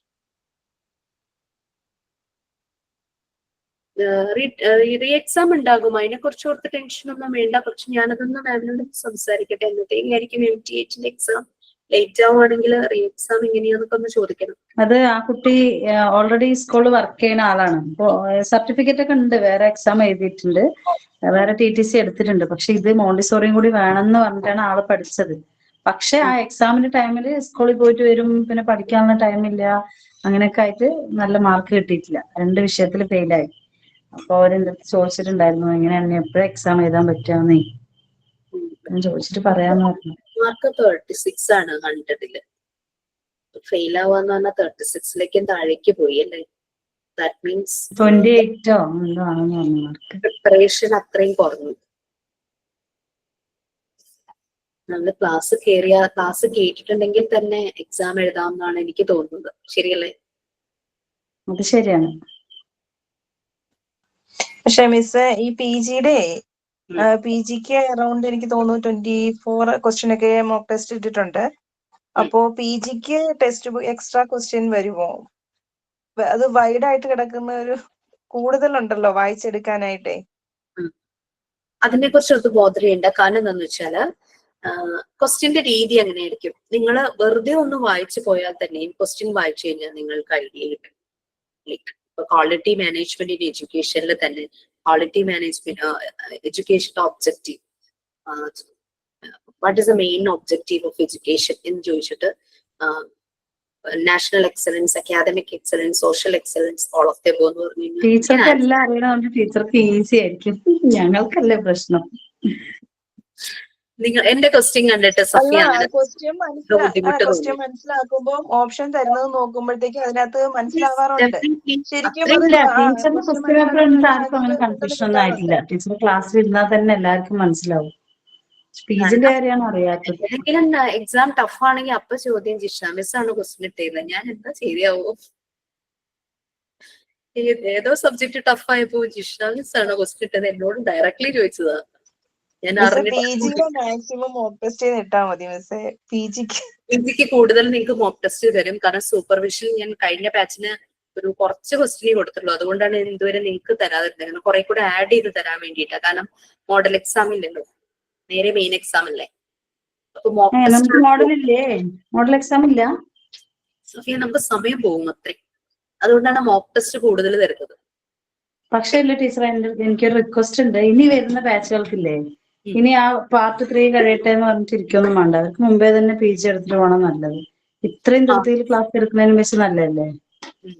അതെന്താണെന്നറിയോ, പാർട്ട് 3 വരുമ്പോഴാണ് മോണ്ടിസോറി മെത്തേഡ് നിങ്ങളുടെ ഉള്ളിലേക്ക് കയറുന്നതെന്നാണ് എന്റെ ഒരു വിശ്വാസം കേട്ടോ.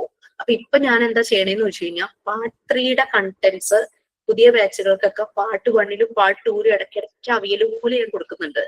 അപ്പം അവര് ഫ്രം ദ ബിഗിനിങ് അവര് മോണ്ടിസോറി മെത്തേഡ് അവരുടെ ഉള്ളിലേക്ക് കയറും. ഈ പറഞ്ഞ പോലെ ക്വാളിറ്റി മാനേജ്മെന്റ് ഇൻ എഡ്യൂക്കേഷൻ ഓരോ ബാച്ച് കഴിഞ്ഞപ്പോ എനിക്ക് മനസ്സിലായി ഇത് ആദ്യമേ കൊടുക്കണം.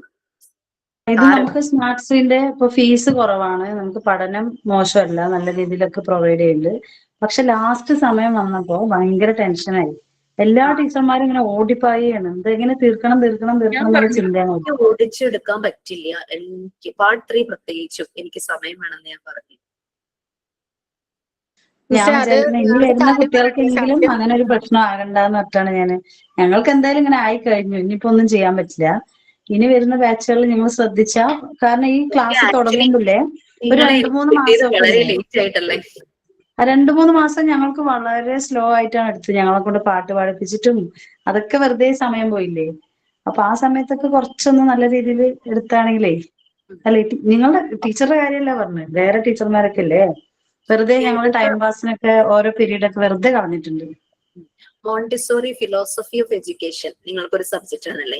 Montessori theory methods and it application അടുത്ത സബ്ജക്റ്റ് അല്ലേ. ഈ 2 സബ്ജക്റ്റും ഞങ്ങൾക്ക് ഓരോ ദിവസം കൊണ്ട് ഞങ്ങളെ പഠിപ്പിച്ചപ്പോൾ ഞങ്ങളുടെ മാം തീർത്തു. അങ്ങനെ നിങ്ങൾക്ക് തീർക്കുമായിരുന്നു. ഇപ്പൊ പോട്ടെ, ഒരു morning to evening full day പക്ഷെ സെഷൻ. ഞങ്ങൾക്ക് ഫസ്റ്റ് മുതലേ ടീച്ചർമാർ അങ്ങനെ പഠിപ്പിച്ചാണെങ്കിൽ ചിലപ്പോൾ ഞങ്ങൾ അത് അക്സെപ്റ്റ് ചെയ്യായിരുന്നു. ആദ്യം ഞങ്ങൾക്ക് കുറച്ച് ചോറ് വാരി തന്നിട്ട് പിന്നെ ഒരു ദിവസം ഇരുത്തിയിട്ട് എല്ലാം കൂടി തിന്നു പറ്റണ്ടേ, അതുകൊണ്ടാണേ. മെത്തേഡിൽ വന്നൊരു പക്ഷെങ്കിലല്ലേ മാം, ക്ലാസ്സില് നമുക്ക് തരുന്ന ഓരോ ആക്ടിവിറ്റീസും അല്ലെങ്കിൽ നമുക്ക് സംസാരിക്കാൻ തരുന്ന ഓരോ അവസരങ്ങളും നമുക്ക് നമ്മുടെ ലൈഫിൽ ഒരുപാട് മാറ്റങ്ങൾ വരുത്തിയിട്ടുണ്ട്. അതായത് നമുക്കിപ്പോ എവിടെയെങ്കിലും പോയിട്ട് സംസാരിക്കാൻ പേടി മാറുക, അങ്ങനെയുള്ള കുറെ കാര്യങ്ങള് ഇതില് വന്നതിലൂടെ നമുക്ക് കിട്ടിയിട്ടുണ്ട്. നമുക്ക് ഇങ്ങനെ കുറെ സംസാരിക്കാൻ ഒരു പീരീഡ് തരുന്നതിലൂടെ നമുക്ക് കൂടുതൽ പുറത്ത് ആരോടെങ്കിലും സംസാരിക്കാനുള്ള ഭയം മാറി കിട്ടിയിരുന്നു. എനിക്കത് നന്നായിട്ടാ തോന്നിയത്.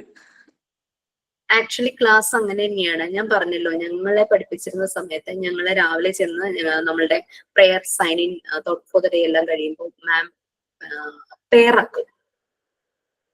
ബിഗ് പെയർ എന്ന് പറയും. ഞങ്ങൾ ആരെങ്കിലൊക്കെ ആയിട്ട് പെയറായിട്ട് പുറത്തേക്ക് പോകാൻ പറയും. പുറത്ത് പോയിട്ട് ചുറ്റും നടന്ന് കണ്ട കാഴ്ചകളൊക്കെ കണ്ട് 1 മണിക്കൂർ കഴിഞ്ഞ് തിരിച്ചു വന്നാൽ മതി പറയും.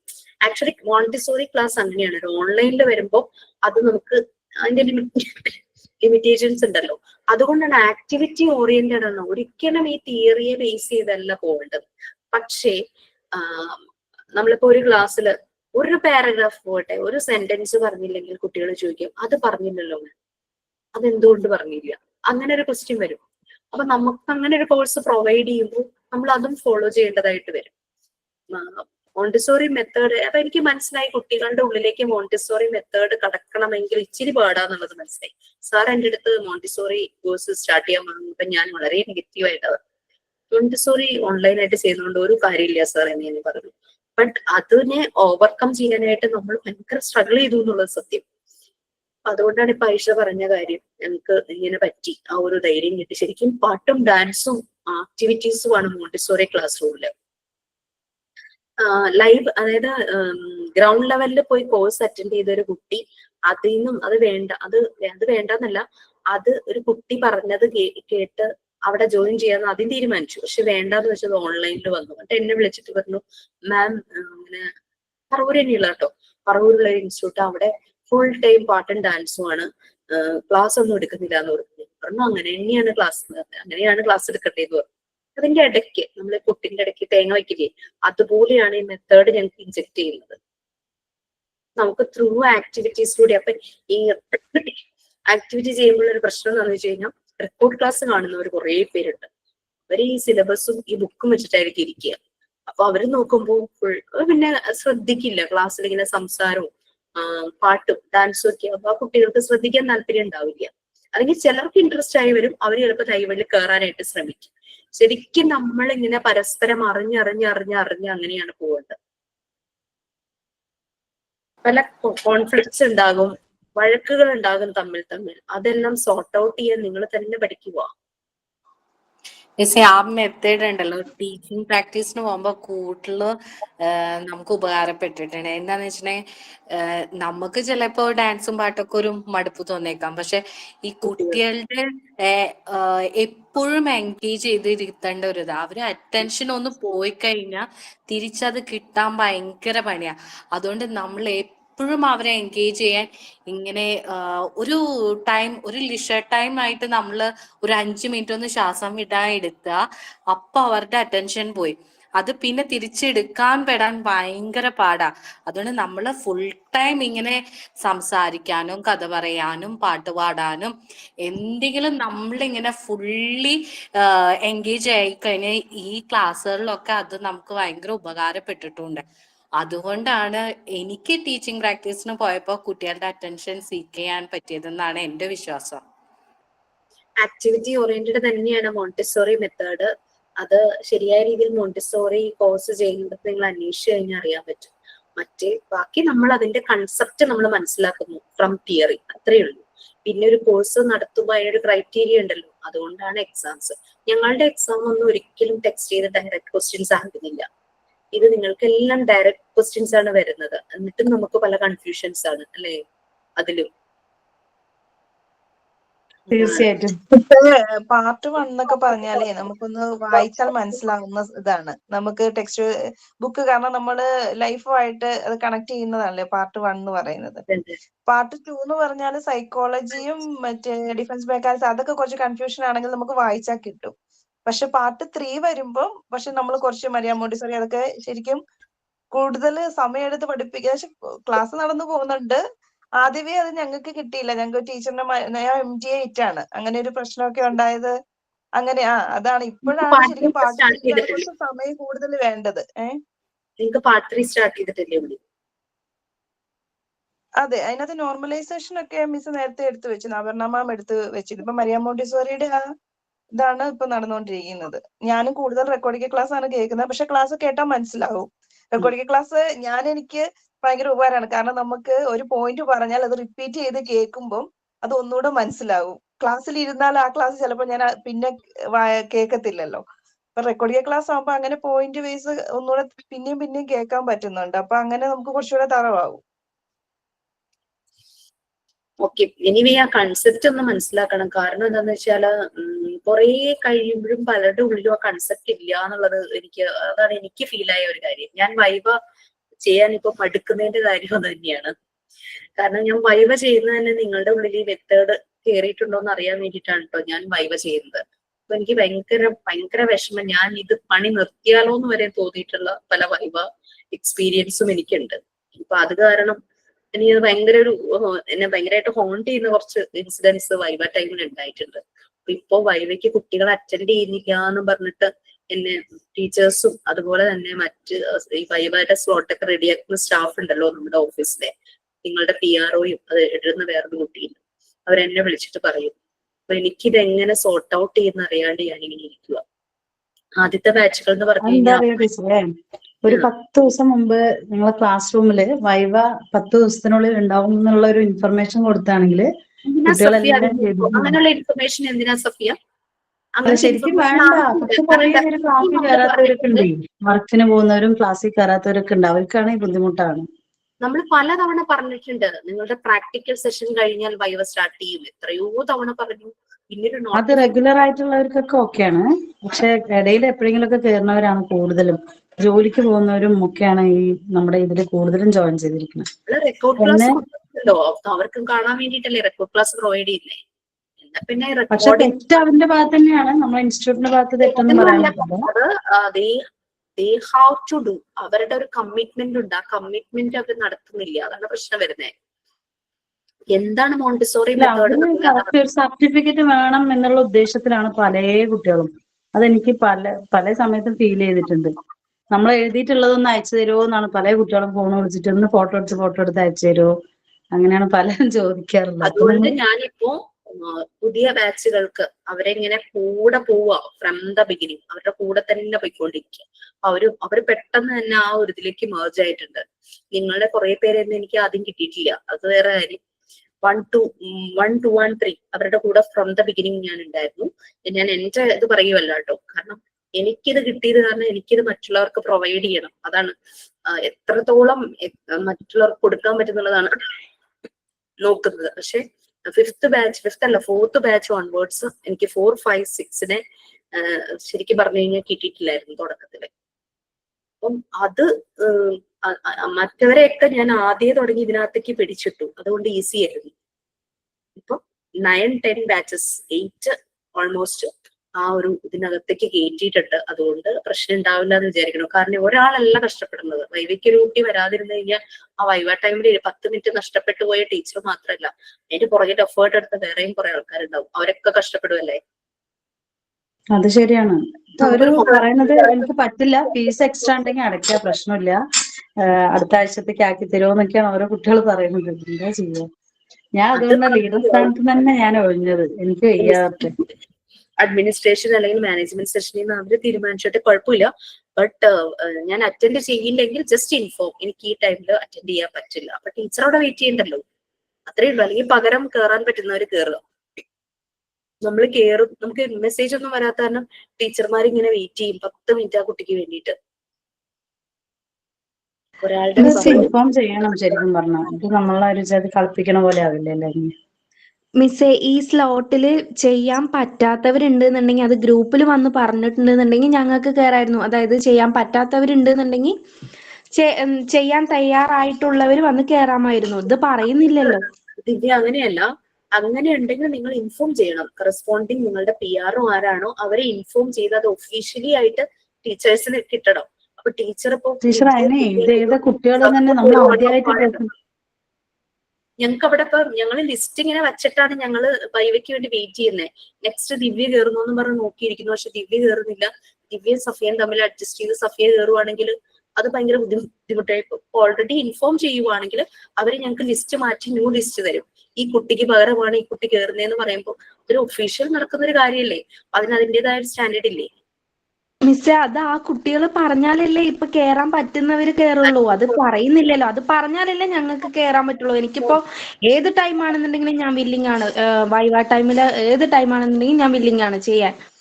പക്ഷെ അവര് ഇതിപ്പോ A എന്ന ക്യാപിറ്റൽ ലെറ്ററിൽ ആരെങ്കിലും ഒരാൾ പോയിട്ടുണ്ട്, അതായത് തയ്യാറല്ല എന്ന് ഗ്രൂപ്പിലോ അല്ലാന്നുണ്ടെങ്കിൽ ആരെങ്കിലും ഒന്ന് അറിയിച്ചാൽ മാത്രമല്ലേ തയ്യാറായിട്ടുള്ളവർ കയറാൻ പറ്റുള്ളൂ. അതാണ് അറിയാത്തത്. സോറി.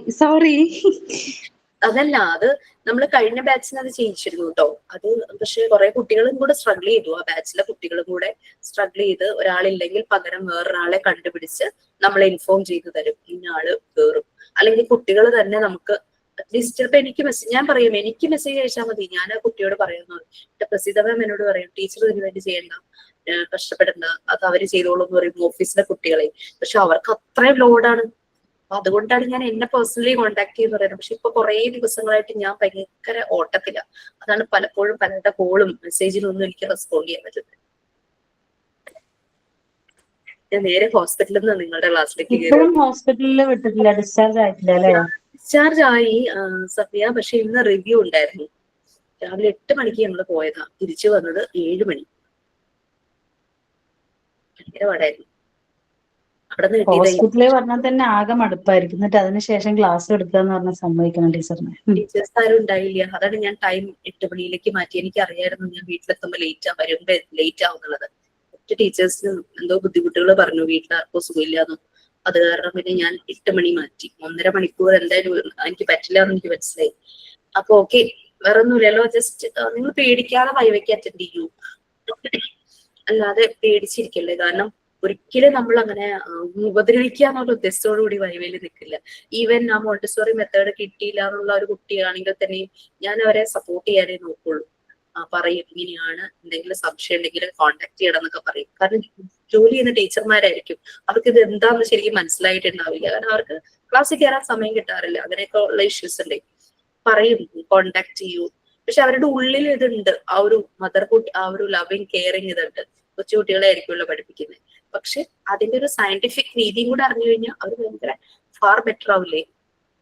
നമുക്കതല്ലേ വേണ്ടത്, ഒരു മോശമാവുന്നല്ലോ നമുക്ക് വേണ്ടത്. Okay Den, okay bye. ശേഷം നീട്ടി വെച്ചു എന്നുള്ള നോട്ടിഫിക്കേഷൻ വന്നില്ലായിരുന്നു. എന്തോ MT7 ഇന്ന് വൈവ സ്റ്റാർട്ട് ചെയ്യുമെന്ന് പറഞ്ഞിരുന്നു. ആണോ? പക്ഷെ ഇന്നത് നീട്ടി വെച്ചു എന്നുള്ള നോട്ടിഫിക്കേഷൻസോ അല്ലെങ്കിൽ ഒന്നും പറഞ്ഞില്ലായിരുന്നു. ഞാനത് ചോദിക്കട്ടെ കേട്ടോ ഫാത്തിമ. MT7 എങ്ങനെയാണ് പാരലലി നടത്താനാണ് ഞാൻ പറഞ്ഞത്, 6 ഉം 7 ഉം. അപ്പൊ അത് കൺഫ്യൂഷൻ ആവണ്ടെന്ന് വെച്ചിട്ടായിരിക്കും. ഇന്നലെ മിനിഞ്ഞാന്നാണ് പ്രസീത മാം ഗ്രൂപ്പിൽ മെസ്സേജ് ഇട്ടിരുന്നത് നാളെ തുടങ്ങി വൈവ ഉണ്ടാവുമെന്ന്. അപ്പം ഇന്നലെ ലിസ്റ്റ് വരാണ്ടായപ്പോ തന്നെ ഞങ്ങക്ക് ഡൗട്ടായി. അപ്പം ആരൊക്കെയോ PROസിനെ കോണ്ടാക്ട് ചെയ്തു. അപ്പൊ പറഞ്ഞു തലേ ദിവസം എന്തായാലും ലിസ്റ്റ് ഇടും എന്ന് പറഞ്ഞിട്ടുണ്ടായിരുന്നു. അപ്പം ഇന്നും ലിസ്റ്റ് ഇട്ടില്ല, പക്ഷെ ഞങ്ങക്ക് നോട്ടിഫിക്കേഷൻ ഒന്നും വന്നില്ല. അപ്പൊ ഞങ്ങൾ ഇന്ന് എന്തായാലും വൈവ സ്റ്റാർട്ട് ചെയ്യും എന്നുള്ളതിലാണ് ഇരുന്നിരുന്നത്. അപ്പൊ പിന്നെ ആരും എന്താ പറയാ നോട്ടിഫിക്കേഷൻ അല്ലെങ്കിൽ ക്ലാസ് റൂമിൽ ഇൻഫർമേഷൻ ഒന്നും വന്നിട്ടുണ്ടായിരുന്നില്ല. അപ്പം എങ്ങനെയാണെന്നൊന്ന് അറിഞ്ഞിരുന്നു. ഞാൻ നാളെ ഒന്ന് അന്വേഷിക്കട്ടെ കേട്ടോ. കാരണം ഞാൻ നാളെയാണ് വൈകിരിക്കുന്നത്. അപ്പൊ നാളത്തെ സ്ലോട്ട് കിട്ടിയത് ഏത് ക്ലാസ് ആണെന്ന് എനിക്കറിയില്ല. കാരണം നമുക്ക് കുറച്ച് പേരുകളല്ലേ കിട്ടുന്നേ, പല പേരും പല ബാച്ചിലും ഉള്ളതാണല്ലോ. എന്റെ ധാരണ 2 ബാച്ചിലൊക്കെയാണെന്നാ. ലിസ്റ്റ് ഇട്ടിട്ടില്ല, ഇന്നും ഇട്ടിട്ടില്ല, ലിസ്റ്റ് ഇട്ടിട്ടില്ല. അപ്പൊ നാളെ നിങ്ങളെ കൂടെ മിക്സ് ചെയ്തിടാനായിട്ട് ഞാൻ പറയാം. Okay, thank you. എന്തോ MT6 നൈറ്റിലുണ്ട് മിസ്സസ് വോൾട്ടിലുണ്ട്. ഞാൻ നൈറ്റ് എടുത്തിരിക്കുന്നത്, കാരണം പകൽ എനിക്ക് ക്ലാസ് ഉണ്ട്. ഞാൻ മിക്കവാറും നൈറ്റ് ആയിരിക്കും ഓപ്റ്റ് ചെയ്തത് വൈവ. നാളെ പുതിയ ബാച്ചിന്റെ ഇൻട്രൊഡക്ഷൻ ക്ലാസ്സാ. മിസ്സേ അപ്പൊ ഹോസ്പിറ്റൽ കേസ് തീർന്നോ? ഓക്കെ ആയോ? ഡിസ്ചാർജ് ആയിട്ട് ഒരാഴ്ചയായി, പക്ഷെ അതിന്റെ റിവ്യൂ ഉണ്ടായിരുന്നു, അതിന് പോയതായിരുന്നു ഇന്ന്. 4 ഡോക്ടേഴ്സിനെ കാണാനുണ്ടായിരുന്നു, അതാണ് ഇത്രയും ലേറ്റ് ആയത്. കാരണം അവിടെ അമൃതയിൽ ആഴ്ചയിൽ ഒരു ദിവസം കണ്ടേ OP ഉള്ളൂ, ബുധനാഴ്ച. എല്ലാരും വരുന്നത് ആ ഒരു ബുധനാഴ്ചയല്ലേ. അപ്പൊ കൊറേ നിന്നുണ്ടാവും അല്ലേ? അതാണ്. അപ്പൊ നമ്മൾ ഓൾറെഡി നേരത്തെ ബുക്ക് ചെയ്തു, പക്ഷെ എന്നാലും ഒരിടത്തുനിന്ന് പോയി അടുത്ത സ്ഥലത്തേക്ക് എത്തണമല്ലോ. അപ്പൊ കുറെ ടെസ്റ്റുകൾ അതിന്റെ ഇടയ്ക്ക് ബിറ്റ്വീൻ ചെയ്യേണ്ടതായിട്ട് വരും. അങ്ങനെ അയ്യോ, അതിന്റെ ഇടയിൽ ഞങ്ങളുടെ മെസ്സേജും ഭയങ്കരമായിട്ടുള്ള സ്ട്രെസ് ആയിരുന്നു. വിളിക്കല്ലേ, എനിക്ക് മെസ്സേജ് അയക്കും, എനിക്ക് കോൾ എടുക്കാൻ പറ്റില്ല. അങ്ങനെ നമ്മൾ കോൾ എടുത്ത് സംസാരിച്ചോണ്ടിരിക്കുമ്പോഴായിരിക്കും ചിലപ്പോ അപ്പോയിന്റ്മെന്റ് ആയ ഡോക്ടറെ വിളിക്കുന്നത്. ഓക്കെ മിസ്സേ, റെസ്റ്റ് എടുത്തോളൂ. ഫുഡ് ഫുഡൊക്കെ ഉണ്ടാക്കിയോ? ഞാൻ രാവിലെ കുറച്ച് അത്യാവശ്യം വേണ്ടുന്ന ഫുഡ് ഉണ്ടാക്കിയിട്ടാ പോയത്. അപ്പൊ പിന്നെ എന്റെ അവസ്ഥ കണ്ടിട്ട് അമ്മ പറഞ്ഞു ഇനി ഒന്നും പോയി ഉണ്ടാക്കണ്ട, നമുക്ക് വാങ്ങിയിട്ട് പോകാൻ. അപ്പൊ ഹോസ്പിറ്റൽ ക്യാൻറ്റീനിൽ തന്നെ ഫുഡ് വാങ്ങിച്ചോണ്ട് താഴെ കൊണ്ട് വെച്ചു. ഞാനൊന്ന് മുഖം കഴുകി വന്ന് ക്ലാസ്സിൽ ഇരിക്കുവായിരുന്നു. ഓക്കെ, പിന്നെ ബുദ്ധിമുട്ടിക്കുന്നില്ല, ക്വസ്റ്റ്യൻസ് ഇല്ല, നമുക്ക് പിരിയാം. കാരണം ഒരാളെ ബുദ്ധിമുട്ടിക്കുന്നതിന് പരിധിയില്ലേ? അതുണ്ട്. Thank you ma'am. കേട്ടില്ലെന്ന് തോന്നുന്നു, ഏതൊക്കെയൊക്കെയോ കിട്ടും. Thank you ma'am. Okay, thank you ma'am. Thank you. Thank you ma'am. Thank you ma'am. Thank you ma'am. Miss ഡോക്ടറിനെ താങ്ക് യു മാം. ഡോക്ടറിനെ കണ്ടോ ചോദിച്ചതാ. മിസ്സിന് വയ്യല്ലോ, ഡോക്ടറെ കണ്ടോ ചോദിച്ചതാ. ഞാൻ നാളെ ഒന്ന് പോണെന്ന് വിചാരിക്കുക. എനിക്കൊരു അബദ്ധം പറ്റി. ഈ ചുമ വന്നപ്പോ ഞാൻ ഡോക്ടറെ കണ്ട് മെഡിസിൻ വാങ്ങി എന്റെ ചുമ ഒന്ന് സെറ്റിൽ ആയതായിരുന്നു. പക്ഷെ ഹോസ്പിറ്റലിൽ കുറെ ദിവസമായപ്പോ വീണ്ടും അത് കൂടി. എനിക്ക് ഡോക്ടറെ കാണാൻ പറ്റാത്ത കാരണം ഞാൻ എന്ത് ചെയ്തു, ഈ ലേഹ്യം വാങ്ങിച്ച് കുറച്ചധികം ഇങ്ങനെ കഴിച്ചു. വയറ് ഭയങ്കര വേദന. ക്ലാസ്സിന്റെ ഇടയ്ക്കിടയ്ക്ക് ഇരുന്ന് ഇങ്ങനെ കഴിച്ചുകൊണ്ടിരുന്നു. തൊണ്ട കുത്താതിരിക്കാൻ വേണ്ടി ചെയ്ത പണിയാ. പക്ഷെ എനിക്ക് ഭയങ്കരമായിട്ട് വയറുവേദന എടുക്കുന്നു. അതിന് ഇച്ചിരി എരിവൊക്കെ അല്ലേ. അതെല്ലാം ഭയങ്കര ക്ലാസ് എടുത്ത് തന്നെ വന്നതാണോ? അങ്ങനെ തന്നെ വന്നതല്ലേ? കണ്ടിന്യൂസ് ആയിട്ട് ഈ ക്ലാസ് എടുത്ത് തന്നെ വന്നതല്ലേ? ക്ലാസ് എടുക്കുമ്പോൾ എനിക്ക് ത്രോട്ടിന് പ്രശ്നം വന്നു. പക്ഷേ അങ്ങനെ ചുമ വന്നു ആദ്യം. ബട്ട് അതിന് ഞാൻ മെഡിസിൻ എടുത്തു. അപ്പൊ ഡോക്ടറൊന്നും കുഴപ്പമില്ല, ആന്റിബയോട്ടിക്സിന്റെ ആവശ്യമില്ല എന്ന് പറഞ്ഞു. മെഡിസിൻ എടുത്ത് ഒരുവിധം സെറ്റിൽ ആയപ്പോഴാണ് നമ്മുടെ ഹോസ്പിറ്റൽ കേസ് വന്നത്. അവിടെ നിന്ന് കിട്ടിയ ഒരു ഇൻഫെക്ഷനാ. എനിക്ക് മാസ്ക് വെച്ച് ശ്വാസം മുട്ടാൻ തുടങ്ങും. ചൂട് വെള്ളം മിസ് ഇടയ്ക്കിടയ്ക്ക് എപ്പോഴും എനിക്ക് 2-3 ദിവസമൊന്നും വയ്യായിരുന്നു. കണ്ടിന്യൂസ് ആയിട്ട് മിസ് ഇപ്പൊ ഈ പറഞ്ഞ ലേഹ്യം കഴിക്കുന്ന ടൈമില് നല്ല ചൂടുവെള്ളമാണ് ഞാനും മരുന്നായിട്ട് വേറെ ഒരു മെഡിസിൻ ഒക്കെ കഴിച്ചു. ഭയങ്കര പാടായിരുന്നു, സൗണ്ടേ ഇല്ലായിരുന്നു. ഞാൻ ഇടയ്ക്ക് നമ്മുടെ ക്ലാസ്സിൽ തന്നെ ഒരു ട്രെയിനി പറഞ്ഞിട്ട് ഇഞ്ചി ചതച്ച് മഞ്ഞപ്പൊടി ഇട്ടിട്ട് വെള്ളം തിളപ്പിച്ച് കുടിച്ചു. അത് ഭയങ്കര എഫക്റ്റീവ് ആയിരുന്നു കേട്ടോ.